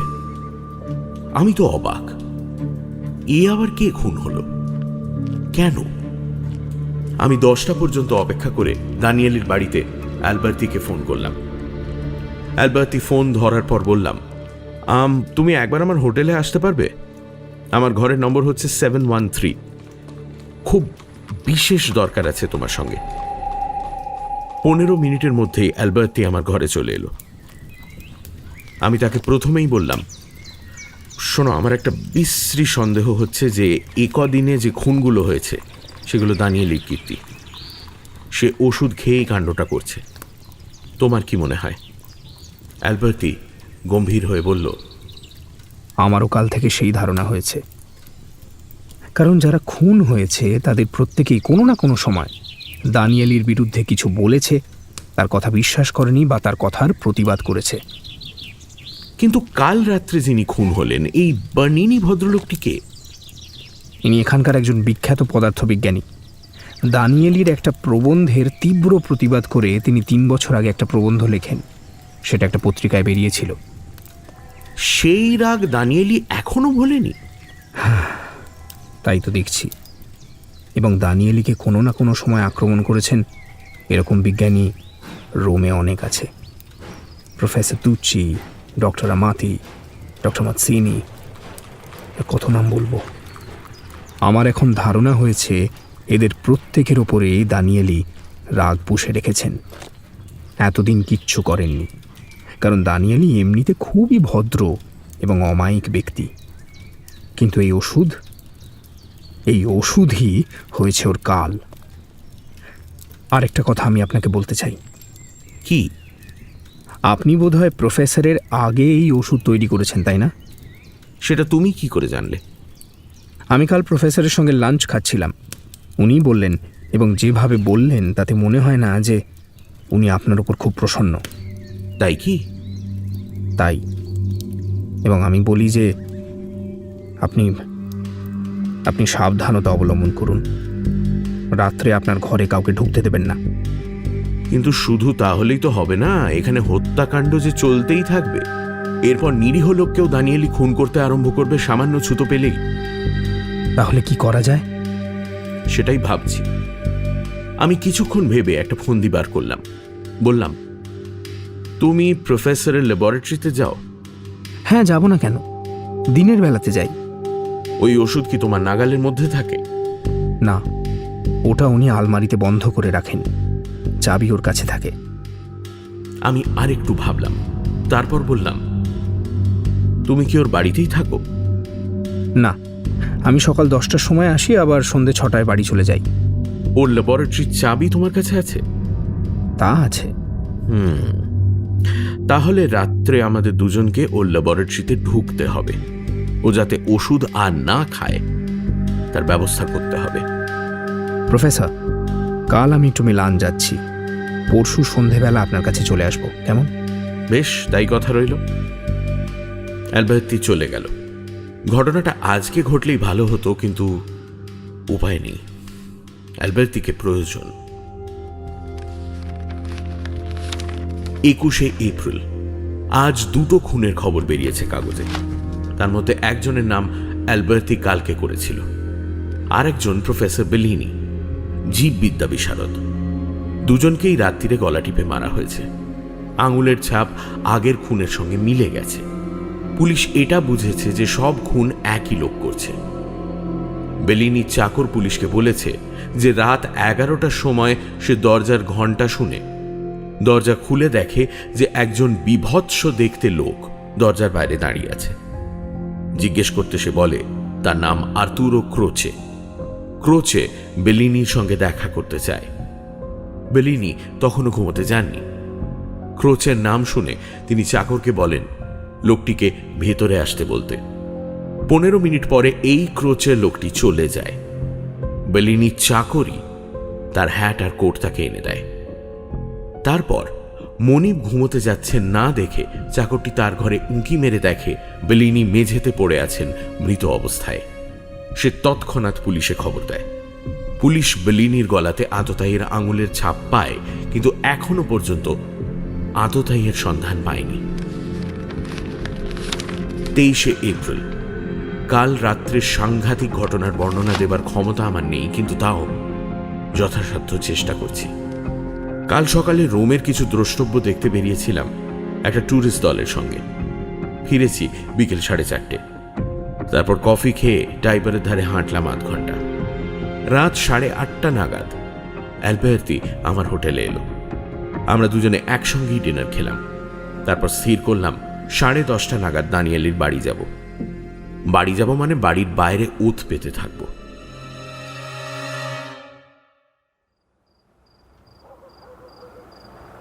ল্যাবরেটরিটা বাইরে থেকে দেখা যায়, তাতে আলো জ্বললেই বুঝবো দানিয়েলি ঢুকেছে। তখন আমরা বাড়িতে গিয়ে ঢুকবো। দানিয়েলির পাড়াটা এমনিতেই নির্জন, তার উপরে রাত্রে তো বটেই। বাড়ির সামনেই একটা পার্ক আছে। আমরা দুজনে সেই পার্কের রেলিংয়ের ধারে অপেক্ষা করতে লাগলাম। ল্যাবরেটরি অন্ধকার, অথচ বাড়ির অন্য ঘরে আলো জ্বলছে। বাড়ি 200 গজের মধ্যে একটি গির্জা, তাতে 10:30টার ঘন্টা বাজার 5 মিনিটের মধ্যেই ল্যাবরেটরির আলো জ্বলে উঠল। আমি আর অ্যালবার্তি দানিয়েলির বাড়ির দরজায় গিয়ে ঘন্টা টিপলাম। চাকর এসে দরজা খুলে আমাদের দেখেই বলল, এখন সিনিয়র দানিয়েলির সঙ্গে দেখা হবে না, তার বারণ আছে। তার কথা শেষ হবার সঙ্গে সঙ্গে অ্যালবার্তি তাকে একটা মোক্ষম ঘুষি মেরে অজ্ঞান করে দিল। আমরা চাকরকে টপকে ভেতরে প্রবেশ করলাম। অ্যালবার্তি বলল, ফলো মি। সিঁড়ির পাশে একটা ঘর পেরিয়ে একটা প্যাসেজ, সেটা দিয়ে বাঁ দিকে হাত 10 গেলেই ল্যাবরেটরির দরজা। দরজা অল্প ফাঁক, তা দিয়ে আলো এসে বাইরে পড়েছে। প্যাসেজে কোনো আলো জ্বলছে না। আমি অ্যালবার্তিকে ফিস ফিস করে বললাম, আমি ঢুকছি ভেতরে, তুমি দরজার বাইরে থেকো, দরকার হলে তোমাকে ডাকবো। তারপর ল্যাবরেটরির ভেতরে ঢুকেই দেখলাম দানিয়েলি আমার দিকে পিঠ করে একটা খোলা আলমারির সামনে দাঁড়িয়ে একটা বোতল থেকে চামচে ওষুধ ঢালছে। দানিয়েলি! আমার গলা শুনে সে চরকিবাজির মতো ঘুরে আমাকে দেখে চোখ কপালে তুলে বলল, সে কি, তুমি নিজেই এসে গেছো? আমি তো তোমার হোটেলেই যাচ্ছিলাম। এই বলার সঙ্গে সঙ্গে সে ওষুধটা খেয়ে ফেললো, আর তারপর অবাক হয়ে চোখের সামনে দেখলাম মুহূর্তের মধ্যে তার চেহারার পরিবর্তন হতে। সে এখন আর সৌম্যদর্শন বৈজ্ঞানিক নয়, সে হিংস্র চেহারার আধা মানুষ আধা জানোয়ার। এরপরেই সে আর এক মুহূর্ত সময় না দিয়ে আমার উপর ঝাঁপিয়ে পড়ল। আমি বিদ্যুৎ বেগে পাশ কাটাবার সঙ্গে সঙ্গে আমার মাথায় চরম ফন্দিটা এসে গেল। দানিয়েলি হাত দুটো বাড়িয়ে আবার আমার দিকে লাফ দেবে, ঠিক সেই মুহূর্তে আমি আলমারির তাকে রাখা ওষুধের বোতলটা হাতে নিয়ে এক ঢোক ওষুধ মুখে পুরে দিলাম। তারপর এইটুকু শুধু মনে আছে যে আমি ভীম বিক্রমে দানিয়েলির ওপর ঝাঁপিয়ে পড়ছি এবং দুজনে একসঙ্গে মেঝেতে পড়ছি জড়াজড়ি অবস্থায়। এও মনে আছে যে আমার দেহে তখন অসুরের শক্তি। এছাড়া আর কিছু মনে নেই। যখন জ্ঞান হলো তখন দেখি আমি আমার হোটেলের বিছানায় শুয়ে আছি। আমার সর্বাঙ্গে বেদনা। প্রায় সঙ্গে সঙ্গেই দরজা খুলে অ্যালবার্তি ঘরে ঢুকল। আপনি নিজে বিছানা ছেড়ে উঠতে পারবেন না বলে রুম বয়ের কাছ থেকে আমি চাবি নিয়ে দরজা খুললাম। আশা করি কিছু মনে করবেন না। Good morning. কেমন আছেন এখন? শরীরে কোনো জখম নেই, কেবল বেদনা। আমি ডাক্তারকে খবর দিয়েছি, সে এসে আপনার ব্যবস্থা করবে। কিন্তু কাল কি হলো? কাল দুই হিংস্র পিশাচকে মরণপণ লড়াই করতে দেখলাম। আমি এসে আপনার পক্ষ না নিলে কি হতো বলা যায় না। আমি এককালে বক্সিং করেছি, দানিয়েলিকে একটা আপার কাট মেরে নক আউট করে দিই। তার আগে অবশ্য আপনি ওকে যথেষ্ট কাবু করেছিলেন। ও অজ্ঞান হলে আমি আপনাকে হোটেলে নিয়ে চলে আসি। যখন আপনাকে বিছানায় শুইয়ে দিই তখন আপনার স্বাভাবিক অবস্থা ফিরে আসেনি।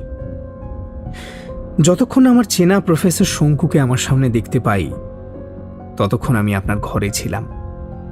তারপর বাড়ি ফিরে আসি, তখন রাত 12:30। আর দানিয়েলি? এই প্রশ্ন করার সঙ্গে সঙ্গেই ডাক্তার চলে এলেন। তিনি আমাকে পরীক্ষা করে প্রশ্ন করলেন, তোমার কি কাল কারোর সঙ্গে হাতাহাতি হয়েছিল? হ্যাঁ, তার বাড়ি এই যুবকটি জানে। তিনি থাকেন 27 নম্বর ভিয়া স্যাক্রামেন্টোতে। তার নাম ডক্টর এনরিকো দানিয়েলি। তিনি তার আবিষ্কৃত একটি ওষুধের প্রভাবে এই দশা করেছেন আমার। গত 4-5 দিনে যে কজন বৈজ্ঞানিক খুন হয়েছেন তাদের গলার আঙুলের ছাপের সঙ্গে এই দানিয়েলির আঙুলের ছাপ মিলিয়ে দেখলে দেখা যাবে তাতে কোনো পার্থক্য নেই। এটা তো তাহলে পুলিশ কেস? হ্যাঁ, সে তো বটেই। আমি এক্ষুনি পুলিশে খবর দিচ্ছি। ডাক্তার আমাকে ওষুধ দিয়ে চলে গেলেন। এবার অ্যালবার্তি তার পকেট থেকে একটা বোতল বার করে টেবিলের ওপর রাখল। এই হলো বাকি ওষুধ, এটা আপনার কাছেই থাক। আপনার গবেষণাগারে যে বোতলটা রয়েছে সেটার পাশে রেখে দেবেন। আশা করি এখন খানিকটা সুস্থ বোধ করবেন। ওষুধ পড়েছে, আর চিন্তা কি। আমার মনে হয় পরশুর মধ্যেই দেশে ফিরতে পারবো। তোমার সাহায্যের জন্য অজস্র ধন্যবাদ। তোমার কথা ভুলবো না কখনো।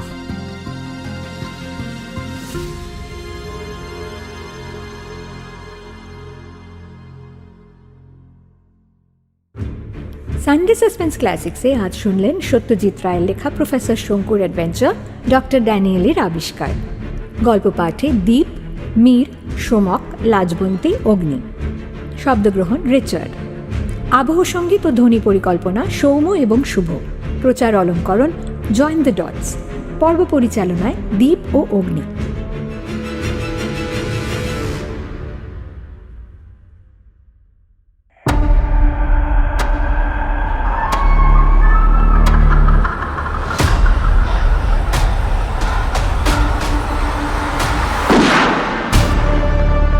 মির্চি সানডে সাসপেন্স, কান টান উত্তেজনা।